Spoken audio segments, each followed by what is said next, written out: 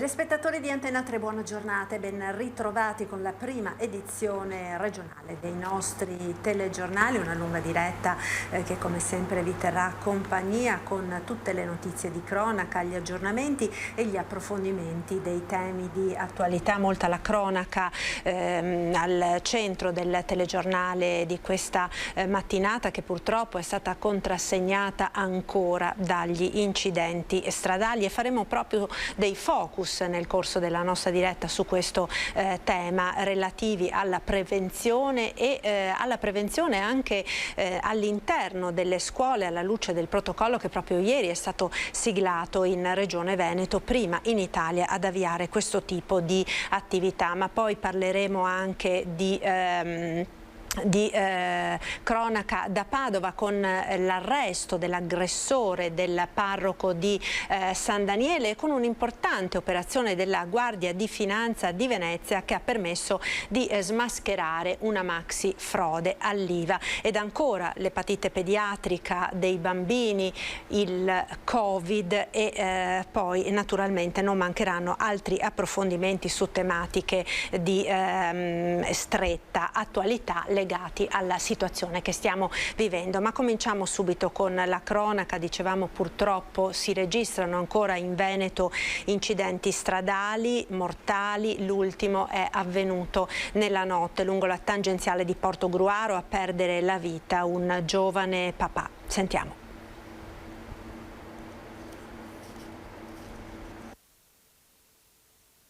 Lo schianto, l'auto accartocciata. Erano le 22:30 circa quando Mauro Sarto, 43enne di Caorle ma residente a Portogruaro dove è avvenuto l'incidente, ha trovato la morte lungo la tangenziale nei pressi di una stazione di servizio. Era alla guida della sua auto in direzione Trieste quando, secondo una prima ricostruzione dei carabinieri di Portogruaro giunti sul posto per i rilievi, sembra che Sarto abbia invaso la corsia opposta proprio mentre stavano per sopraggiungere un'altra auto e un furgone. Inutile il tentativo degli altri conducenti di evitare l'impatto, che è stato violentissimo. L'auto del 43enne è finita a oltre 100 metri di distanza in mezzo alla strada, completamente distrutta, mentre lui è stato scaraventato fuori, finendo in mezzo alla tangenziale e morendo sul colpo. Il furgone è finito fuori strada, aperto in due, mentre l'altra auto poco più avanti. Immediato l'intervento dei soccorsi con i vigili del fuoco e i sanitari del 118, oltre ai carabinieri, ma ogni tentativo di salvare la vita a Mauro Sarto è stato inutile. Feriti gli altri due conducenti, ma senza gravi conseguenze. La tangenziale è rimasta chiusa a lungo per permettere le operazioni di soccorso. Sarto lascia la moglie e un figlio piccolo.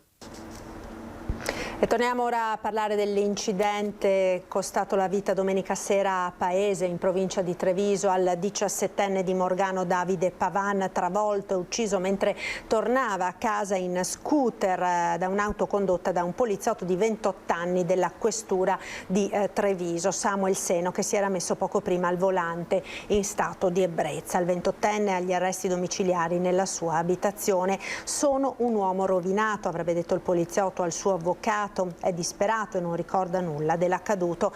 Davide stava rincasando dopo essere andato a trovare la fidanzatina ed è stata proprio lei ad accorgersi che doveva essergli successo qualcosa quando ha visto il segnale che geolocalizzava il suo cellulare fermo da una decina di minuti a Paese. Secondo una prima ricostruzione dei carabinieri, l'auto del poliziotto ha invaso l'opposta corsia di marcia sulla quale sopraggiungeva appunto il ragazzo. Davide è stato sbalzato di sella e per lui ogni disperato tentativo di rianimazione è stato vano. Sottoposto dai carabinieri all'alcol test, l'automobilista è risultato avere nel sangue un tasso di alcol di circa 1,50, vale a dire circa 3 volte il consentito. E dopo l'incidente, sconvolto e arrabbiato è il sindaco di Morgano, Daniele Rostirolla. Sulle strade si corre troppo, continua a ripetere, e intanto al Max Planck, la scuola frequentata dal 17enne, i compagni hanno deciso di sospendere la gita che era stata fissata per giovedì. È una vicenda dura che mi lascia veramente esterrefatto, rammaricato, arrabbiato e sicuramente ancora le gambe tremanti per la notizia di una giovane vita spezzata a 17 anni, un ragazzo che aveva la vita davanti, non si può rimanere indifferenti, lo dico da padre. Gli occhi del sindaco Daniele Rostirolla si fanno lucidi mentre parla di Davide Pavan, morto mentre rincasava a bordo del suo scooter. La famiglia, che abita in via Molin Cappello, è molto conosciuta. Il papà Claudio ha una ditta di escavazioni. La mamma Barbara, arrivata sul luogo dell'incidente ieri sera, è stata colpita da malore. La coppia ha anche un altro figlio più piccolo, Nicola. Ripete di essere arrabbiato il sindaco di Morgano: sulle strade si corre troppo. Come pista di decollaggio, come pista di Formula 1, ma non c'è un'educazione ancora matura per poter fare in modo che almeno dal punto di vista umano, dal punto di vista terreno, e non parlo di altro, si possa cercare di risolvere e quantomeno mitigare questo fenomeno delle stragi. Di cui Davide è vittima senza colpa, lui che racconta la dirigente dell'ITIS Max Planck di Lancenigo, dove il 17enne frequentava la quarta via automazione, era uno che rispettava le regole. Davide era un ragazzo normale, sicuramente un ragazzo introverso ma rispettoso anche dei limiti. Ecco, un compagno mi ha detto, a Davide piaceva molto la moto, però se doveva correre veloce andava a correre nei campi, lui per strada non correva mai forte, quindi anche il rispetto delle regole lo contraddistingueva. Ecco. La notizia della morte del 17enne si è sparsa questa mattina tra i compagni di scuola attraverso le chat dei ragazzi ed è stato, racconta Paul, un profondo shock, tanto che gli stessi amici di Davide hanno chiesto di sospendere la gita a Custoza che tutti insieme dovevano fare questo giovedì. Abbiamo cercato di essere vicini ai ragazzi, mandando in classe una docente che ha fatto un percorso di formazione e di elaborazione del lutto per stare vicino a questo primo momento, però sono notizie devastanti. Abbiamo anche chiamato la famiglia esprimendo la vicinanza dell'istituto, sono venute anche le rappresentanti dei genitori di questa classe, proprio a testimonianza di una vicinanza, ma è veramente poco quello che si può fare per due genitori in questa situazione. Ed intanto continuano a Padova le indagini dei carabinieri per identificare il pirata della strada che ha travolto e ucciso un'infermiera in pensione a Cittadella. La svolta nelle indagini potrebbe arrivare da uno specchietto retrovisore di un Alfa Romeo Giulietta ritrovato poco lontano dal luogo dell'incidente. È una corsa contro il tempo quella dei carabinieri di Cittadella, che stanno cercando di dare un nome e un volto al pirata della strada che sabato sera ha travolto e ucciso Gabriella Beltramello, 73enne infermiera in pensione dell'ospedale cittadino. La donna, in sella alla sua bici, stava tornando a casa dopo aver trascorso il pomeriggio dal figlio e dai nipoti quando in via Cesaretta è stata urtata con violenza e sbattuta a terra da un'auto che poi è scappata. A dare l'allarme una coppia che stava passando davanti Villa Giusti e ha notato il corpo della signora stesa a terra. Sul posto è arrivato il 118 che l'ha portata d'urgenza all'ospedale di Cittadella, dove è stata ricoverata in terapia intensiva e lì è spirata domenica mattina. L'USL 6 Euganea si stringe al dolore della famiglia di Gabriella Beltramello, che per molti anni è stata infermiera del Nido e dove lavorava anche il marito Pietro, anche lui infermiere nel reparto di otorinolaringoiatria. I carabinieri stanno visionando le telecamere di videosorveglianza pubbliche e private della zona. Il pirata della strada non può non essersi accorto di aver investito una persona. Ed un altro incidente, un tamponamento si è verificato lungo l'autostrada 4 all'altezza dello svincolo di Grisignano di Zocco, tamponamento tra un'auto ed un furgone, ferito il conducente della vettura. Incidente lunedì lungo l'autostrada 4 poco prima dello svincolo di Grisignano di Zocco in direzione Milano. Tamponamento tra un'auto e il furgone di scorta di un trasporto eccezionale. Ferito il conducente dell'autovettura. I vigili del fuoco, arrivati da Padova, hanno estratto dall'auto, un Audi A2, il conducente, che è stato poi preso in cura dal personale del SUEM 118 e trasferito in ospedale. Illeso l'autista del furgone Volkswagen. Sul posto anche la polizia stradale e il personale ausiliario dell'autostrada.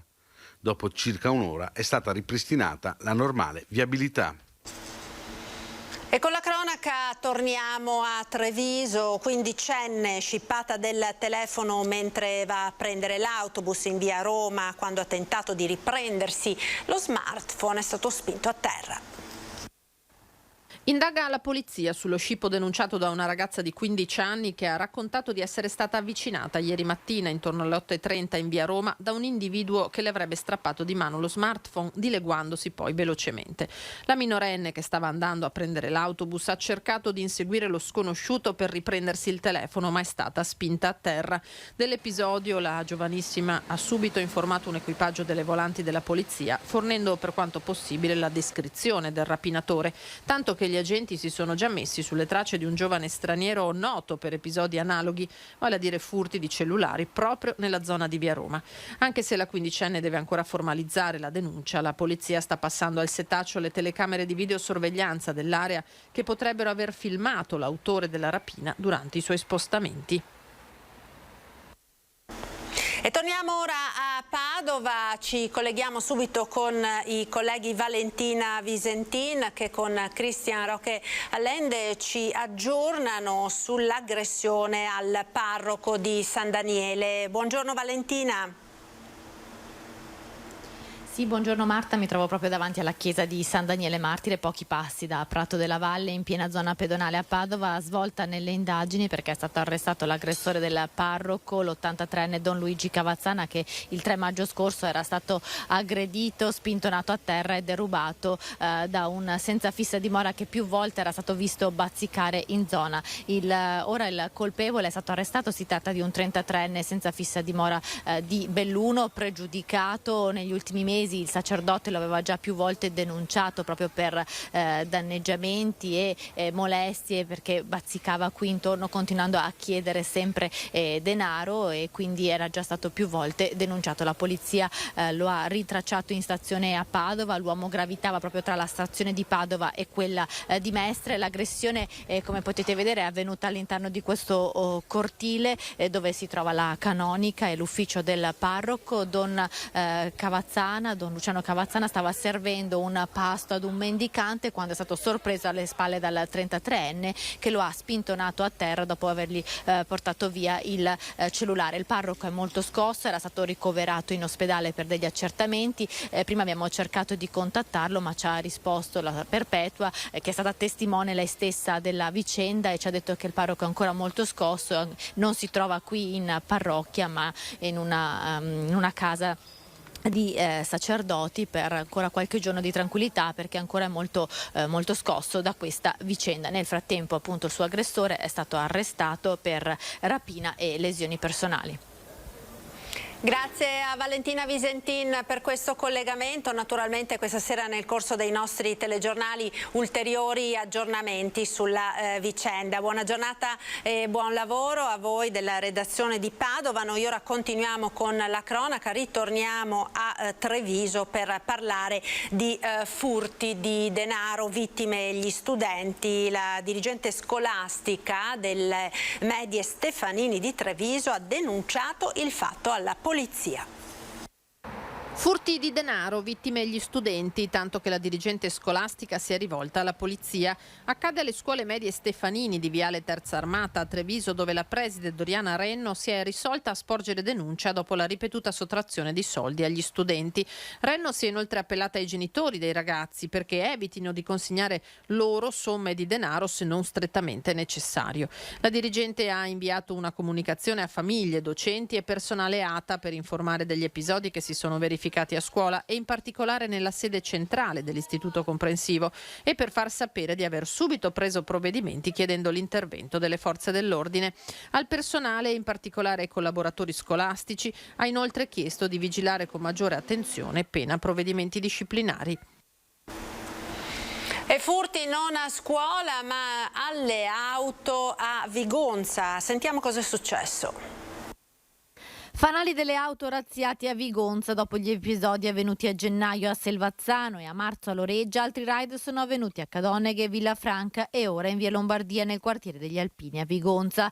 I ladri hanno fatto razzia non solo di fanali delle auto ma anche di pezzi di ricambio, forse da immettere nel mercato nero. L'episodio di Vigonza, comune in piena campagna elettorale, è stato commentato dal candidato sindaco del centrodestra Gianmaria Boscaro, che ha colto l'occasione per chiedere il potenziamento della videosorveglianza della zona e per rilanciare l'opportunità di collegare il sistema comunale di telecamere con la centrale operativa della Questura di Padova. E verranno celebrati nella chiesa parrocchiale di Conche di Codevigo domani, mercoledì 11 maggio, nel giorno del suo 7° compleanno, i funerali del piccolo Francesco Pascetta. Il bambino è deceduto sabato 30 aprile per una crisi respiratoria avvenuta mentre era in isolamento con i genitori e la sorellina dopo essere risultato positivo al Covid. Francesco riposerà nel cimitero di Chioggia. Nel frattempo non sono ancora stati resi noti gli esiti degli accertamenti sanitari per fare chiarezza sulle cause del decesso. Andiamo ora a Mestre. A distanza di qualche mese un altro blitz di Freak for Nature. L'artista ha lasciato la sua firma inconfondibile sui negozi sfitti. Dopo il blitz dello scorso gennaio a Venezia, gli attivisti di Freak of Nature sono tornati nella notte a Mestre con un blitz per censire con il bambù verde 143 negozi sfitti. È l'8ª performance in Veneto per mettere sotto i riflettori l'abbandono urbano, inducendo a riflessioni sociali. La scritta sfitto, accompagnata dal bambù di diverse tonalità che caratterizzano la poetica murale di Freak of Nature, non vogliono danneggiare ma indurre le persone a vedere, a pensare ciò che sta accadendo in molte città. Tanti, troppi spazi vuoti che significano perdita di identità della città, afferma l'artista. Perdita di denaro, spopolamento, degrado urbano e umano. Quest'opera continua vuole aprire gli occhi, ma anche le porte al dialogo, al confronto su temi davvero importanti in questo momento. E a Mestre, conclude, lo scenario è davvero preoccupante. Torniamo ora a parlare degli incidenti stradali perché si è collegato il nostro primo ospite di oggi, il presidente della provincia di Treviso, Stefano Marcon. Buongiorno Presidente. Buongiorno Marta e buongiorno ai telespettatori. Grazie per essere con noi. Allora, purtroppo l'abbiamo sentito anche con gli aggiornamenti all'inizio di questa edizione del nostro telegiornale, è davvero una scia di sangue che non sembra finire mai, la piaga degli incidenti stradali. Lo ricordiamo, in provincia di Treviso da inizio anno sono ben 21 le vittime, quindi un anno iniziato davvero in maniera tragica e sappiamo che la provincia si sta impegnando molto, no, in questo senso, proprio per cercare di fronteggiare questa piaga anche attraverso un lavoro che interessa i giovani. Poi dopo parleremo anche della nuova iniziativa che è stata presentata proprio ieri dal Presidente della Regione Zaia per portare la prevenzione e la sicurezza stradale nelle scuole. Marcon. Sì Marta, guardi, innanzitutto voglio cogliere l'occasione per portare il cordoglio mio personale e quello dell'ente provincia che rappresento alla famiglia di Davide, ed è un dolore che si rinnova ogni volta che succede un incidente come quello di domenica sera. Stiamo lavorando perché si riducano queste tragedie, si riducano e non ci siano morti che derivano da incidenti stradali. Abbiamo ripreso a farlo. L'ente provincia faceva campagne di comunicazione nel passato coinvolgendo il mondo scolastico e avevano prodotto degli effetti. Avevamo ridotto del 50% l'incidentalità stradale nel corso di 10 anni, poi la cosa si era interrotta per le vicissitudini note che hanno coinvolto gli enti provinciali. Oggi abbiamo ripreso, oggi intendo quest'anno scolastico, coinvolgendo i ragazzi delle quarte e delle quinte superiori con un progetto di formazione e di coinvolgimento, cercando di far passare quei messaggi che inducono alla responsabilità di chi si mette alla guida. Stiamo lavorando di concerto con altri enti, con altre istituzioni, abbiamo attivato delle campagne di sensibilizzazione attraverso social, attraverso media, e stiamo lavorando ad un'altra progettualità coinvolgendo praticamente tutti, dalle associazioni che fanno riferimento ai familiari delle vittime della strada, all'ULS, alle associazioni di categoria delle scuole guida, piuttosto che alla motorizzazione. Il tema è sentito, però la questione oggi è enfatizzata da un tema che non c'era nei decenni precedenti, e cioè l'utilizzo dei mezzi di comunicazione alla guida. Si evince che la stragrande maggioranza degli incidenti capita per questi a causa dell'utilizzo scorretto del telefonino sostanzialmente, e in più si lavora anche sulla sensibilizzazione di non mettersi alla guida quando le facoltà psicofisiche sono in qualche modo viziate da sostanze che siano alcol piuttosto che droghe. Quindi il lavoro che si sta facendo è abbastanza importante, siamo ripartiti. La speranza è quella di andare a capire, a far capire soprattutto ai ragazzi che non c'è una seconda chance. Purtroppo no, Presidente, l'abbiamo visto in tantissimi incidenti, le vittime molto spesso sono proprio dei ragazzi giovani. Lei, Presidente, giustamente poneva l'attenzione sull'uso del cellulare alla guida, perché proprio dai dati che sono forniti dalle forze dell'ordine una delle cause principali, anzi in assoluto mi sembra, no, se non sbaglio Presidente, la prima causa di incidente stradale mortale e non solo è proprio quella della distrazione alla guida. Lei parlava di campagna nelle scuole, partirà appunto, dicevamo, questa nuova campagna finalizzata proprio alla istruzione dei ragazzi alla sicurezza stradale, promossa dalla Regione Veneto in collaborazione con le società autostrade, con l'istituto scolastico regionale, ma poi nel concreto è davvero molto difficile, no, impedire soprattutto ai giovani, ma non solo, l'utilizzo del cellulare, perché poi non solo di telefonate si tratta, no, Presidente, ma molto spesso si messaggia anche, si guardano le chat, quindi insomma una distrazione che distoglie l'attenzione dalla guida per parecchi secondi che possono essere poi purtroppo fatali. Sì.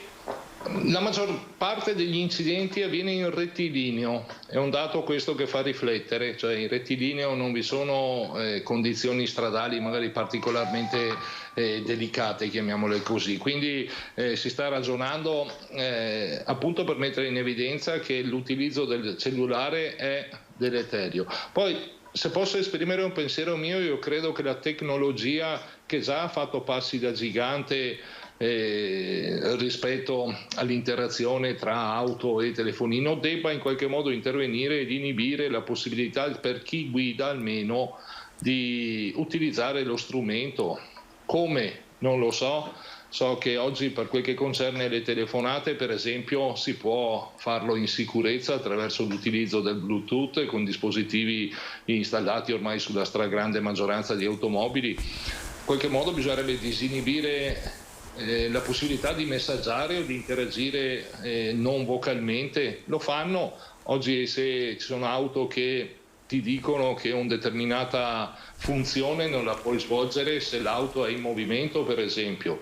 Quindi in qualche modo credo che tecnologicamente si possa trovare una soluzione che possa limitare questa distrazione. Auspico che si vada in quella direzione. Penso che stiano andando lì, perché non ci sono tante altre alternative. Questo sommato alla sensibilizzazione, alle campagne. Ringrazio la Regione. Ieri abbiamo visto il lancio di questa nuova progettualità di Area Vasta, che spero in qualche modo, anzi sicuramente, si intersecherà su quello che i vari enti stanno promuovendo. Ricordo che c'è la provincia, ma ricordo anche esserci dei comuni che fanno educazione stradale nei loro percorsi. Ci sono comuni che hanno aree attrezzate per l'educazione stradale sin da bambini.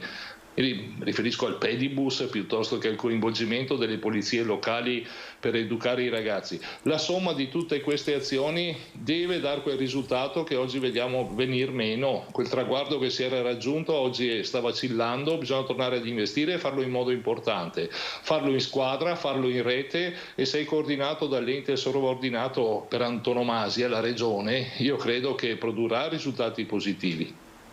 Ecco Presidente, per quanto riguarda le infrastrutture invece, perché si parla anche di strade pericolose, o meglio i comportamenti scorretti sono poi quelli che provocano gli incidenti, ma ci sono sicuramente anche degli snodi, dei punti della viabilità che risultano essere particolarmente pericolosi e critici, no? Sul fronte dell'incidentalità. In questo senso il vostro impegno? Guardi, in questo senso assieme ai comuni abbiamo lavorato a braccetto e in 4 anni interverremo in 130 incroci, in 130 situazioni di pericolo. Mi riferisco al biennio 2019-2020, al biennio 2021-2022, quindi l'anno in corso. Abbiamo lanciato dei bandi viabilità dove assieme, mi ripeto, i comuni, concorrendo al massimo al 50%, andremo a risolvere 130 criticità con un investimento da parte della provincia che si aggira per quel che è il biennio 21-22 agli 11 milioni di euro. Abbiamo approvato il bilancio consuntivo di recente, abbiamo stanziato le risorse per dare risposta a tutte le istanze che sono state pervenute, sono state mandate avanti dai comuni. Ripeto, 70 biennio 21-22, 60 erano quelli nel biennio 19-20, anche anni in cui è stato difficile farlo. Non ci siamo sentiti di far venir meno la nostra presenza a risolvere alcune criticità della viabilità provinciale barra comunale, e sono contento per certi aspetti di aver avuto questa risposta così importante da parte delle amministrazioni comunali, che anch'esse non è che vivano un periodo florido sotto il profilo economico-finanziario, ma facendo rete, facendo massa critica, riusciamo a dare una risposta importante a quelle che sono le infrastrutture viarie di viabilità della provincia di Treviso. C'è qualche intervento particolarmente importante, Presidente, che vuole ricordare? Guardi, uno dei primi accordi è la rotatoria del Baston sulla 102, che sta ormai l'iter è concluso, il bando di gara è andato avanti, ci sono stati alcuni rallentamenti dovuti alla pandemia piuttosto che ai rincari che adesso insomma stiamo ricorrendo, ma ce n'è un altro ad Asolo, per esempio sulla rotatoria della Tavernetta, sulla quale stiamo intervenendo. Abbiamo assieme provincia, comune e regione la risposta viene data attesa da non so quanti decenni, quindi anche interventi insomma che erano anni che i cittadini aspettavano.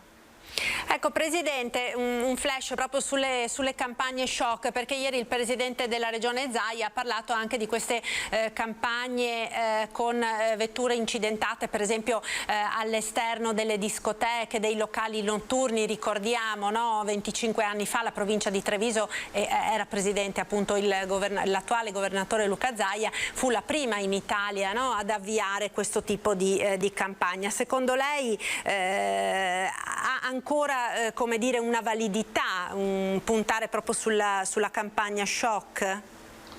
Secondo me sì, è ancora attuale, è ancora un messaggio che entra nei giovani, che vedono che cosa succede poi, cosa resta di un'automobile in un incidente. So che sono state coinvolti anche i locali di ballo, i locali insomma di divertimento, ed è importante perché proprio lì talvolta si somma, leggevo oggi, a stanchezza, alla distrazione, e sono quei momenti in cui magari si abbassa la guardia di più rispetto ad altri che fanno aumentare il rischio, quindi ha ancora la sua valenza. Ribadisco anche, mi piace che sia state coinvolte le autostrade ieri a questa progettualità, perché anche in autostrada assistiamo purtroppo molto frequentemente a incidenti con esito mortale. È stato bravo il Presidente a mettere su un tavolo anche coloro che poi mettono le risorse, no? Perché il tema delle risorse è un tema sul quale ci si interroga sempre come enti, e ribadisco che non è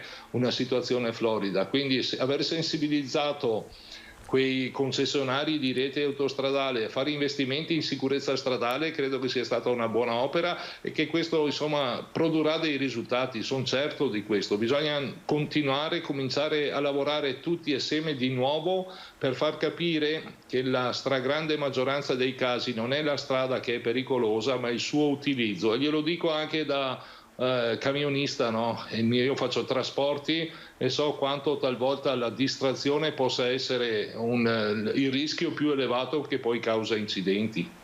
Certo, senz'altro. Presidente, un'ultima domanda prima di salutarla, riguarda le infrastrutture e la viabilità ed è quella relativa al ponte di Vidoro. Ieri c'è stato questo nuovo incontro a Veneto Strade anche con una prima apertura a quelle che sono le istanze dei territori, a quelle che sono le istanze dei sindaci.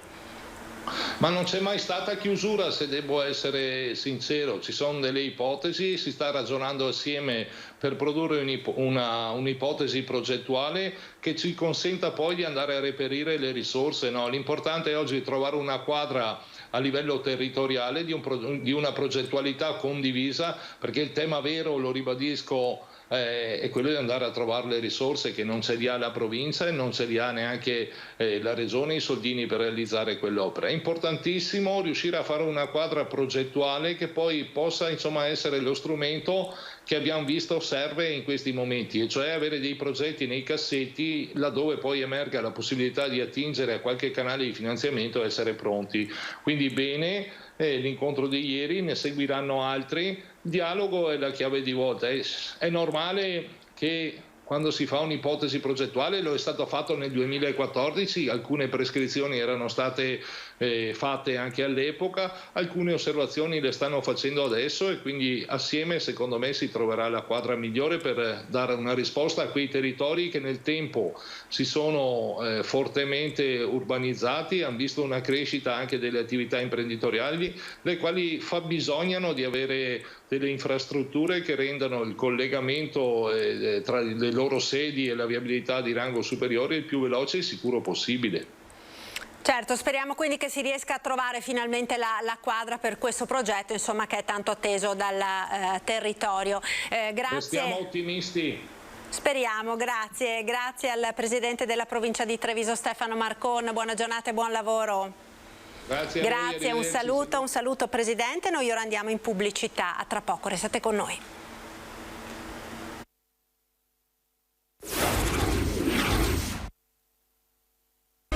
Eccoci nuovamente in diretta con prima edizione del nostro telegiornale. Torniamo alla cronaca con un collegamento, perché vedo appunto in diretta dalla sede di Mestre della Guardia di Finanza la collega Ilaria Marchiori per una nuova operazione contro la frode all'IVA. Buongiorno Ilaria. Scusa, io non potrei spostarmi da quella parte? Ecco, forse non ci sente la collega. Ilaria, mi senti? Ilaria, mi senti? Sì, eccoci qui, purtroppo non riesco a sentire dallo studio perché è caduta la linea, quindi buongiorno Marta, buongiorno ai nostri telespettatori, siamo qui insieme al colonnello Fabio D'Ametto, il comandante del nucleo di polizia economico-finanziaria della Guardia di Finanza di Venezia. Siamo qui per parlare di frode nell'ambito dell'abbigliamento. Comandante, che cos'è successo? Innanzitutto un'operazione in collaborazione con i colleghi di Padova. Sì, in collaborazione con i colleghi di Padova, buongiorno ai telespettatori, e soprattutto diretta dalla Procura europea nell'ufficio qui di Venezia, che ha riguardato una rilevante frode all'IVA per fatture false complessivamente annotate da soggetti e da imprese che lavorano presso il centro Grossocina di Padova per 39 milioni, a cui corrisponde un'IVA evasa di 8 milioni e mezzo. Il provvedimento riguarda in particolare il sequestro di questi 8 milioni e mezzo di IVA evasa, che è relativa appunto a fatture che provengono da sempre imprese cinesi della zona di Prato, Firenze e Milano, che hanno venduto la merce alle società padovane, ma nel vendere quella merce hanno incassato l'IVA ma poi non l'hanno più riversata allo Stato. considerato il disegno evasivo che abbiamo ricondotto e che abbiamo ricostruito, c'è una responsabilità diretta anche delle imprese padovane che hanno registrato e annotato quest'IVA e che si sono indebitamente per cui portati in detrazione. Ecco, al centro di questa indagine c'è, passiamo il giro di parole, il centro ingrosso Cina di Padova. In che modo? Perché? Il Centro Grosso Cina sappiamo che è un importante hub nel commercio di qualsiasi prodotto proveniente dalla Cina e gestito e rivenduto appunto da soggetti sempre di origine cinese. È un terminale per il nord Italia e non solo appunto di questa merce che però non arriva, ovviamente non è originaria della zona del Padovano, ma viene importata dalla Cina per il tramite indiretto di aziende che stanno soprattutto nella zona fiorentina, che sono poi quelle che di fatto non versano l'IVA, insieme poi ad alcune aziende milanesi che addirittura fatturano più di quanto abbiano mai acquistato, per cui sono fatture assolutamente irreali e non corrispondenti al vero, e che determinano poi nella notazione, nel soggetto padovano del centro ingrosso Cina che le annota, un risparmio d'imposta, perché poi le vanno a scalare dall'IVA che devono versare allo Stato. Ecco, in realtà questa non è la prima indagine in tal senso, ce n'è già stata una precedente.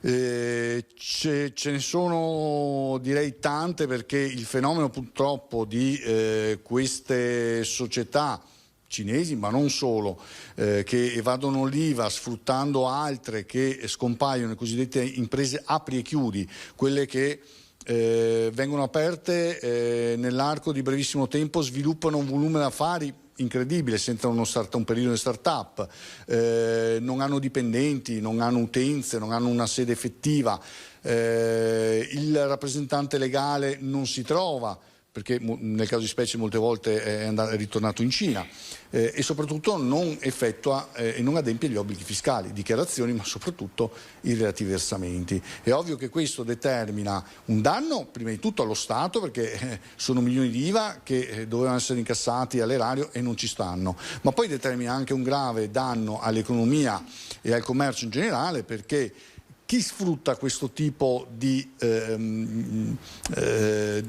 stratagemma criminale poi ha un vantaggio competitivo importante, perché il risparmio dell'IVA è il 22% sul valore della merce, e uno sconto del 22% al netto di una parte che si tengono per sé, ma almeno un 10-15% va anche sul mercato, per cui l'operatore corretto si trova a fronteggiare una concorrenza leale che pratica sconti di almeno 10-15% che lui non potrà mai fare, perché paga l'IVA, ed è questo forse la cosa più importante. Le conseguenze per le persone coinvolte?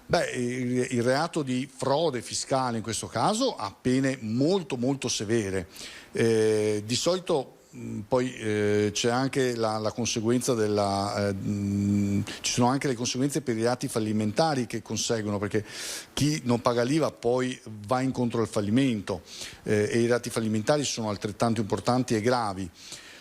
Il problema forse è la perseguibilità di queste persone, perché non sempre riusciamo poi a ritrovarle nel territorio nazionale, soprattutto se di origine cinese, che hanno una mobilità all'interno del territorio nazionale, nell'Europa e a livello mondiale, insomma, molto spiccata, che tante volte ritornano nei paesi di origine, e lì la perseguibilità diventa un po' improbabile. Grazie mille comandante per averci illustrato i contenuti di questa importante operazione lotta alla frode fiscale nel settore dell'abbigliamento. So che i tempi sono stretti, per cui se non ci sono altre domande ringrazio ancora il colonnello, restituisco la linea allo studio. Grazie a Ilaria Marchiori e al colonnello per questo collegamento. Naturalmente poi nel corso delle edizioni serali dei nostri telegiornali ulteriori dettagli su questa importante operazione della Guardia di Finanza, che appunto l'avete sentito ha coinvolto nella nostra regione i comandi di Venezia e di Padova. Ora cambiamo argomento, parliamo di sanità. Vedo che si è collegato il nostro prossimo ospite, il professor Carlo Giaquinto, infettivologo pediatra dell'azienda ospedaliera di Padova. Professore, buona giornata, buongiorno. Buongiorno. Buongiorno, grazie per essere con noi quest'oggi. Parliamo allora di epatite acuta pediatrica. Se ne è molto parlato nelle scorse settimane, negli ultimi giorni diciamo come dire, se ne è parlato meno sui media, ma questo non significa che l'attenzione sia scemata su questa patologia che sta preoccupando un po' il mondo intero. Certamente. Buongiorno a tutti. Intanto, come avrete sentito sui media, ci sono state diverse segnalazioni nelle ultime settimane. Nei paesi europei e negli Stati Uniti sono stati identificati alcuni casi di epatite caratterizzata da un livello di transaminasi superiore alle 500 senza altre cause definite di epatite che hanno suscitato una certa attenzione, in quanto non si sa esattamente quale sia l'eziologia di questa infezione. È sicuramente un'eziologia di tipo infettivo, in quanto si sono visti dei cluster in alcuni paesi, sono circa 170-180 casi mi pare che siano stati segnalati in Inghilterra, una quindicina in Alabama negli Stati Uniti e complessivamente un centinaio negli Stati Uniti. E comunque questa forma di epatite non è stata collegata, non è associata all'infezione da SARS-CoV-2. Inizialmente erano state fatte delle ipotesi perché alcuni bambini erano positivi, però poi aumentando il numero dei casi si è visto che non esiste un'associazione né con l'infezione da SARS-CoV-2 né tantomeno con la vaccinazione anti-Covid, e questa patologia sembra essere piuttosto collegata ad un'infezione da adenovirus, che è un virus che può causare epatite, che è un virus molto diffuso, soprattutto un tipo di adenovirus che si chiama 41, un ceppo che si chiama 41, che è stato associato a numerosi a un certo numero di casi, soprattutto i casi che sono stati visti in Alabama e una parte di quelli visti in UK. Il dato più, diciamo, preoccupante di questa forma di epatite è che il numero di bambini che vanno incontro ad un'insufficienza epatica e quindi che hanno bisogno di un trapianto è piuttosto elevato, è attorno al 10%, che è un numero molto molto elevato rispetto alla frequenza di trapianti legati all'epatite acuta. In ogni caso non sappiamo ancora esattamente l'eziologia. Da un punto di vista quantitativo il numero sembra in realtà ridimensionarsi rispetto all'iniziale sospetto che potessero essere dei numeri anche molto elevati, e in ogni caso appunto ci sono molte indagini in corso. Nel nostro paese ci sono circa una decina di casi che sono stati in qualche modo legati o comunque che sembrano legati a questa definizione, ma in ogni caso il numero non sembra così superiore rispetto ai casi attesi di epatite anche negli anni precedenti. Ecco, questo è un po' il quadro generale. Certo, professore, lei accennava a questo adenovirus, a questo tipo particolare di adenovirus. In questi giorni abbiamo anche sentito come possa esserci, magari ci aiuti a spiegare questo, un collegamento con come dire, il fatto che questi 2 anni di isolamento, soprattutto per i più piccoli, abbiano impedito di sviluppare quelle difese immunitarie che precedentemente invece i bambini sviluppavano attraverso appunto maggiori contatti con i propri coetanei, con quindi anche tutti questi virus che normalmente circolano nell'ambiente. È così? Potrebbe essere? Guardi, indubbiamente questa sembra essere un'ipotesi abbastanza suggestiva, però non è così facilmente poi documentabile o probabile che questo sia il caso. Sicuramente il fatto che ci sia stato il lockdown, quindi che i bambini, soprattutto i bambini più piccoli, non siano andati a scuola e quindi abbiano avuto meno occasioni di contatto con eventi patogeni, ha fatto sì che noi non abbiamo anticorpi, o comunque abbiamo meno anticorpi, o comunque li sviluppiamo più tardi rispetto a una situazione di no lockdown. Che poi questa sia la causa di questa epidemia, ci andrei un pochino più cauto. Per esempio in Alabama, in cui ci sono stati 9 casi di epatite e tutti e 9 erano positivi all'adenovirus, anzi non tutti e 9, diciamo il 100% di quelli sequenziati, che erano 5, erano positivi al ceppo, al tipo 41. In Alabama non è mai esistita una forte predisposizione al lockdown. Quindi insomma direi che prima di trovare un rapporto di causa-effetto tra la mancata contatto con l'adenovirus, con agenti infettivi anche abbastanza frequenti e questo tipo di patologia, credo che sia necessario andare un po' cauti. Ecco, professore, quali sono i sintomi diciamo, che devono in qualche maniera mettere in allarme i genitori? Allora, i genitori innanzitutto se vedono un bambino che può essere di un'età compresa da 1 anno fino all'adolescenza, quindi praticamente non esiste un'età specifica per questa patologia, però innanzitutto che i bambini diventano gialli, cioè l'ittero, le urine scure, le feci chiare, cioè diciamo tutte quelle che sono i sintomi di i segni più che i sintomi di una patologia epatica.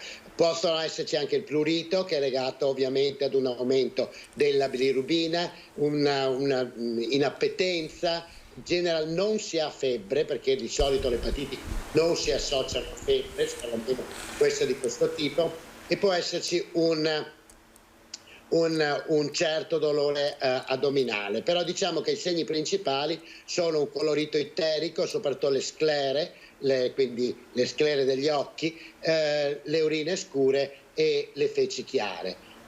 Se un genitore dovesse vedere che il bambino ha questo tipo di segni legati ad una sintomatologia di tipo astenico soprattutto, allora è molto importante e si consiglia assolutamente di chiedere consiglio, di portarlo dal medico, il quale medico farà fare degli esami per vedere la funzionalità epatica, le transaminasi in particolare, ed anche altri, e se questi sono elevati possiamo parlare di un'epatite o di un interessamento epatico.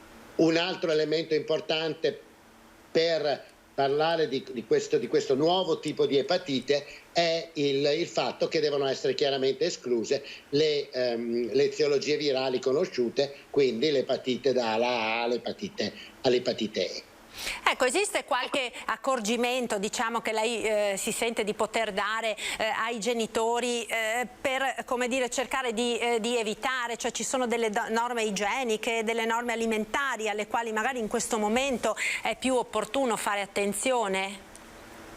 No, non ci sono, diciamo, norme particolari al di là di quelle che sono l'igiene generale o la nutrizione generale. L'epatite, soprattutto l'epatite di questo tipo, è un'epatite che non è un'epatite come per esempio l'epatite A, che si prende attraverso il cibo, e quindi questo tipo di epatite non ha delle norme particolari che si possono proteggere. Però è evidente che un'igiene generale, una situazione di benessere alimentare, di benessere fisico, chiaramente riducono quelli che sono i rischi di questa patologia, come della maggior parte di patologie infettive. Ecco, come si cura questa epatite, questa forma di epatite? Ecco, non ci sono farmaci specifici per questo tipo di epatite. Noi sappiamo che per altre epatite come l'epatite C o l'epatite B esistono dei farmaci antivirali molto efficaci. Per quanto riguarda l'epatite C esistono dei farmaci che sono in grado proprio di guarire dall'epatite C, da curare dall'epatite C, e questo è stato un successo enorme. Per l'epatite B esistono anche qui dei farmaci che possono portare a una remissione importante dell'epatite B. Ecco, per queste epatite, anche perché non sappiamo quando è l'agente eziologico, non abbiamo delle terapie specifiche. Esistono dei farmaci esiste un farmaco in particolare contro l'adenovirus che può essere usato, però e che è stato, mi pare, usato in pazienti anche con questa forma di epatite che erano positivi all'adenovirus, però sono farmaci che non hanno un'estrema efficacia e possono avere un'elevata tossicità, quindi vanno usata con estrema cautela il farmaco contro l'adenovirus. Quindi in questa fase qui ci sono, scusi, ciao. Ecco qua. In questa fase qui non ci sono quindi terapie specifiche. Ecco professore, vorrei farle un'ultima domanda relativa al Covid. Sono passati oltre due anni, insomma la campagna vaccinale ora ha un forte rallentamento, quella sui più piccoli in modo particolare si è praticamente quasi fermata. Che cosa si sente di dire lei a oltre 2 anni di distanza e che cosa abbiamo imparato in modo particolare nel rapporto tra questo tipo di infezione e i bambini e la salute dei bambini?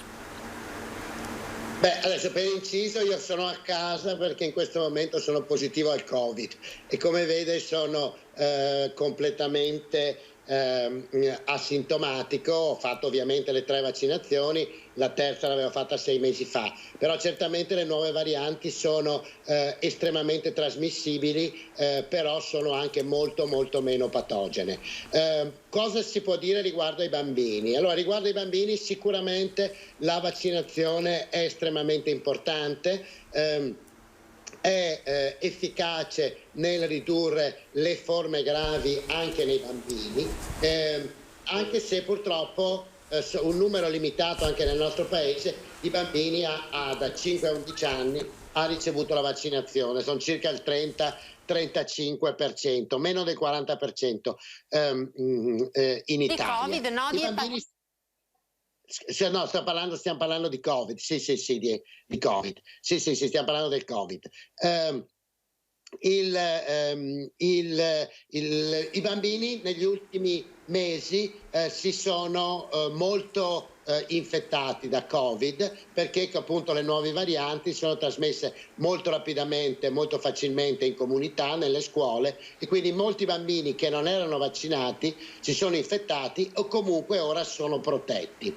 Quindi diciamo che in questo momento la circolazione del virus nei bambini è diminuita in parte grazie alla vaccinazione, che comunque non ha ricevuto una copertura estremamente elevata come dicevo un momento fa, ma anche molto per il fatto che il virus è circolato molto nell'età pediatriche negli ultimi mesi e questo ha portato ad una protezione nei bambini. La domanda è: quanto durerà questa protezione? Ecco, questo noi non lo sappiamo, non sappiamo né quanto durerà la protezione conferita dalla vaccinazione, né quanto durerà la protezione conferita dalle infezioni con nuove varianti e soprattutto se questa protezione potrà essere una protezione, parlo di quella conferita dall'infezione, che potrà proteggere anche per insorgenza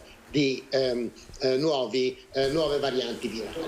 In ogni caso un elemento molto importante che ormai è acquisito è che le persone che si sono vaccinate, come molto probabilmente anche quello che hanno contratto l'infezione da Covid, hanno sviluppato un'immunità non solamente legata agli anticorpi, che è generalmente quello che protegge dall'infezione, che noi sappiamo che abbastanza rapidamente diminuisce, ma hanno sviluppato, e questo è un elemento molto importante che si è visto anche dai dati nazionali nell'adulto e nel bambino, un'immunità di tipo cellulare che è quella che protegge le persone dalle forme gravi. In questo momento io sono un esempio, perché avendo fatto 3 vaccinazioni e avendo un tasso di anticorpi probabilmente molto basso, ho contratto l'infezione, però la mia immunità di tipo cellulare mi ha protetto da delle forme sintomatiche o dalle forme gravi. Ecco professore, secondo lei in autunno si andrà verso una dose di richiamo anche per i più piccoli? Si parla molto, no, di una quarta dose che arriverà molto probabilmente per tutti, insomma, gli adulti in autunno, mentre ora, lo ricordiamo ancora una volta, è consigliata soprattutto per gli over 80 e per le persone fragili. Potrà essere così anche per i bimbi?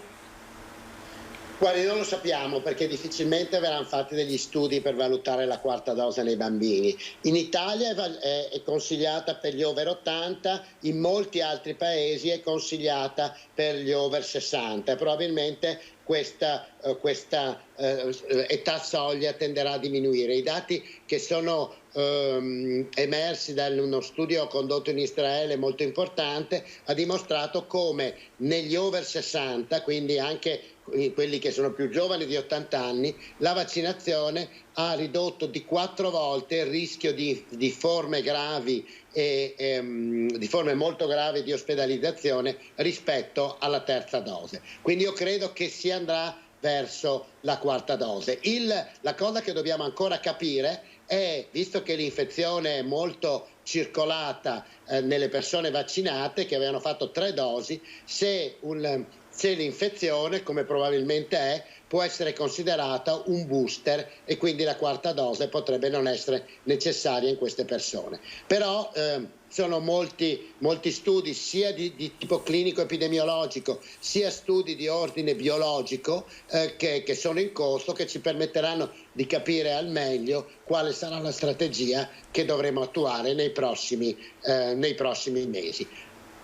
Questo diciamo che è un elemento particolarmente importante nei bambini nei quali noi abbiamo avuto, come dicevo un momento fa, un'elevatissima circolazione del virus e quindi abbiamo avuto molti bambini che avevano ricevuto la vaccinazione in precedenza o che magari erano stati già infettati in precedenza, che si sono reinfettati, e quindi capire esattamente cosa fare a questi bambini sarà molto molto importante.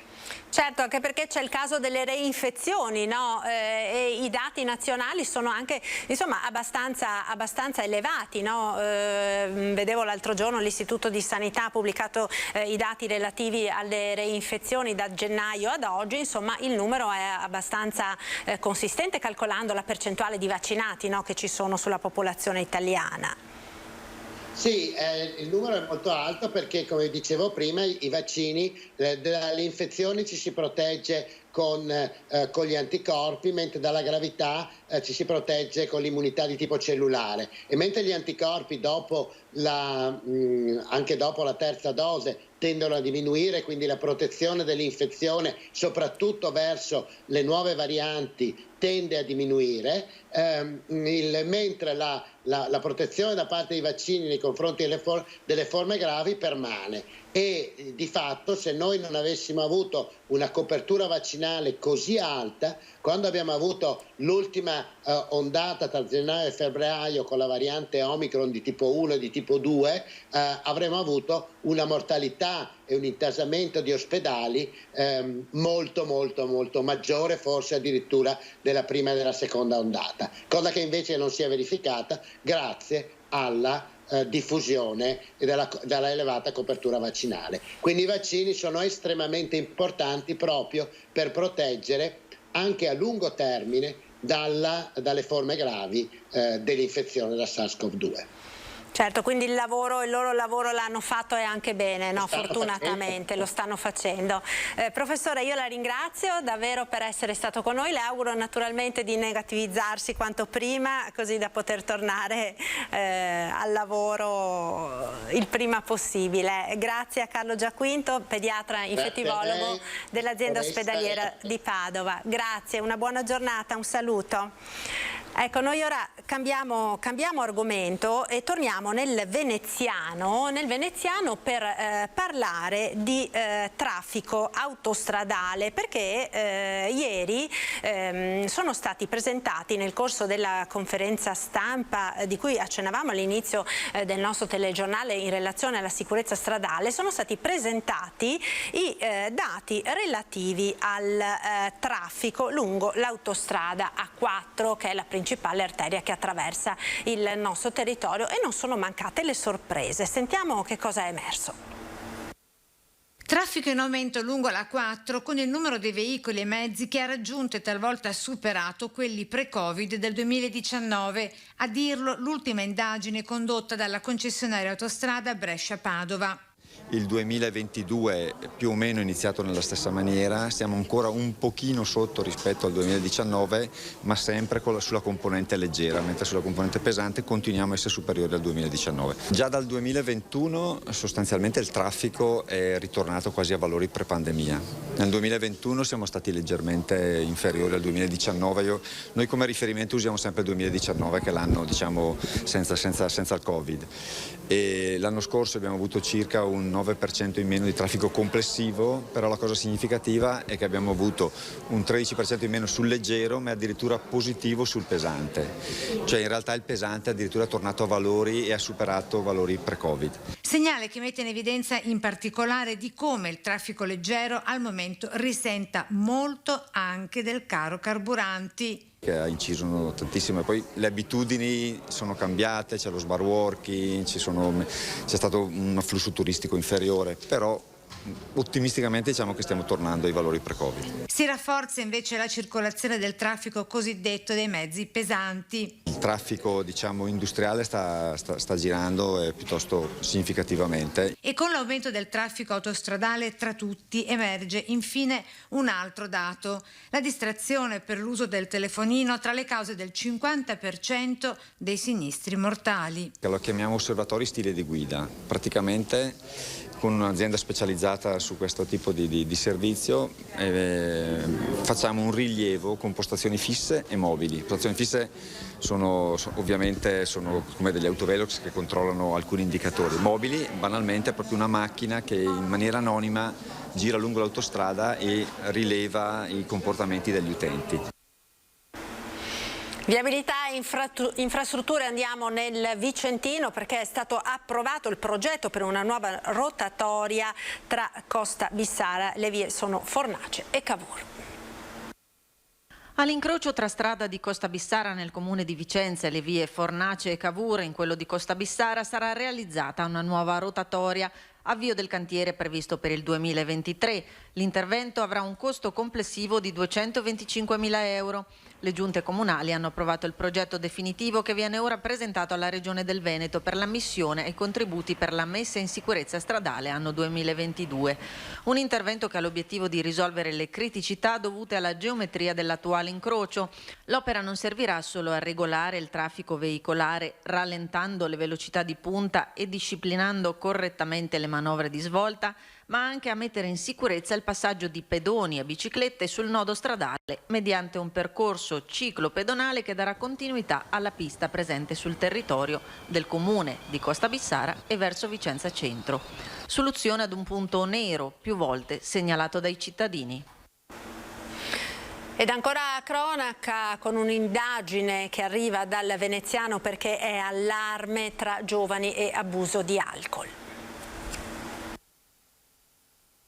E allarme per la crescita dell'abuso di alcol tra i ragazzi tra i 18 e i 24 anni. I casi di consumo problematico saliti dal 25% del 2019 al 37% del 2020 nel corso del lockdown, con una scolarità elevata e senza evidenza significativa di problematiche sociali o economiche. Così, secondo il report del SERD dell'ULSS 3 Serenissima, che ha fatto il punto sul problema nell'Alcohol Prevention Day della settimana scorsa, evidenziando come il fenomeno sia preoccupante anche nel veneziano e in tutto l'interland della città metropolitana.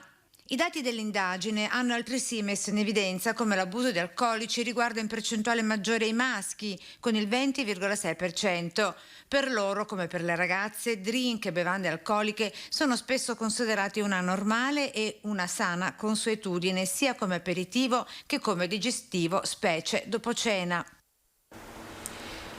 Cronaca dal Trevigiano, hanno chiesto e percepito il reddito di emergenza assegnato alle persone in ginocchio nel pieno della pandemia, ma non ne avevano diritto in quanto ospiti di centri d'accoglienza a carico dello Stato. Dalla Guardia di Finanza sono stati individuati 101 migranti che ora saranno sanzionati, mentre l'INPS avvierà il recupero delle somme indebitamente percepite. Hanno percepito senza averne i requisiti il reddito di emergenza, misura stabilita dal governo nel 2020 e successivamente rinnovata per sostenere le persone e le imprese in difficoltà economica a causa della pandemia. Sono 101 i migranti individuati dalla Guardia di Finanza di Treviso quali indebiti percettori della misura di sostegno per un totale di oltre 200.000 euro. Non ne avevano diritto in quanto privi di uno dei requisiti principali, ovvero la non ospitalità presso strutture poste a carico integrale dello Stato, quindi oltre a quelle sanitarie anche i cosiddetti centri di assistenza, centri di accoglienza straordinaria per stranieri. I 101 soggetti sostanzialmente erano soggetti provenienti da paesi dell'Africa centrale e subsahariana che erano alloggiati presso i principali centri di accoglienza straordinaria della provincia. Dalla caserma Serena all'ex Zanusso alle strutture di accoglienza di Vittorio e Onè. Alcuni di questi 101 stranieri sono ancora ospitati nei centri, altri se ne sono nel frattempo andati. Tutti sono stati individuati e segnalati alla prefettura di Treviso. Per l'irrogazione delle relative sanzioni, che arriveranno fino a 600.000 euro, oltre che la segnalazione all'INPS per il recupero delle somme sin qui indebitamente percepite dai soggetti e l'immediata interruzione dei relativi contributi ancora in essere. Non è escluso che l'indagine abbia un seguito volto ad accertare se vi siano anche altre persone coinvolte nella frode. Chiaro che sostanzialmente possono esserci degli sviluppi che ci riserviamo di produrre e finalizzati proprio all'individuazione di un eventuale sistema posto a sostegno di queste condotte illecite.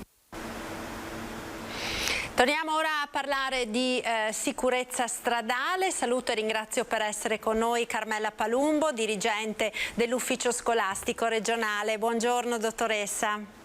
Buongiorno a voi. Grazie per essere con noi. Allora, sicurezza stradale e scuola è un protocollo importante, quello che è stato siglato ieri e che avvierà tutta una serie di attività formative all'interno delle scuole. Purtroppo stiamo vivendo un periodo davvero tragico e drammatico nella nostra regione per incidenti stradali che spesso vedono coinvolti anche dei ragazzi molto giovani. In che cosa consiste, dottoressa, questo accordo che avete siglato?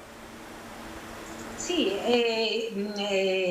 la funzione è quella di portare a un livello istituzionale alto, diciamo così, la questione e la possibilità di definire dei moduli didattici che con contenuti ovviamente idonei, opportuni e corretti sotto il profilo tecnico possano raggiungere la generalità dei nostri studenti. Ricordiamo che solo la Scuola Statale del Veneto ha oltre 500.000 di studenti ai quali si aggiungono ovviamente quelli quelli che frequentano le scuole paritarie, quindi un altro 100.000 alunni. Per cui se mettendo assieme le istituzioni si riesce davvero ad avere una capacità organizzativa e a sviluppare moduli per tutti, riusciamo davvero a raggiungere una popolazione considerevole. Ecco, quindi diciamo nelle scuole si avvieranno delle lezioni di che tipo? Sì, io penso che noi dobbiamo lasciare alle scuole la possibilità di decidere in autonomia come e dove collocare questi moduli didattici, chiamiamoli così.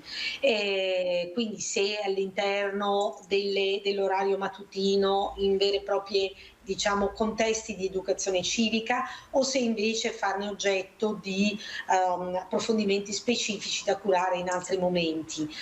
Quello che importa ovviamente sono i contenuti, che devono essere quanto più omogenei, e perché prodotti sostanzialmente da questi soggetti assolutamente qualificati e facilmente fruibili da parte di tutte le scuole.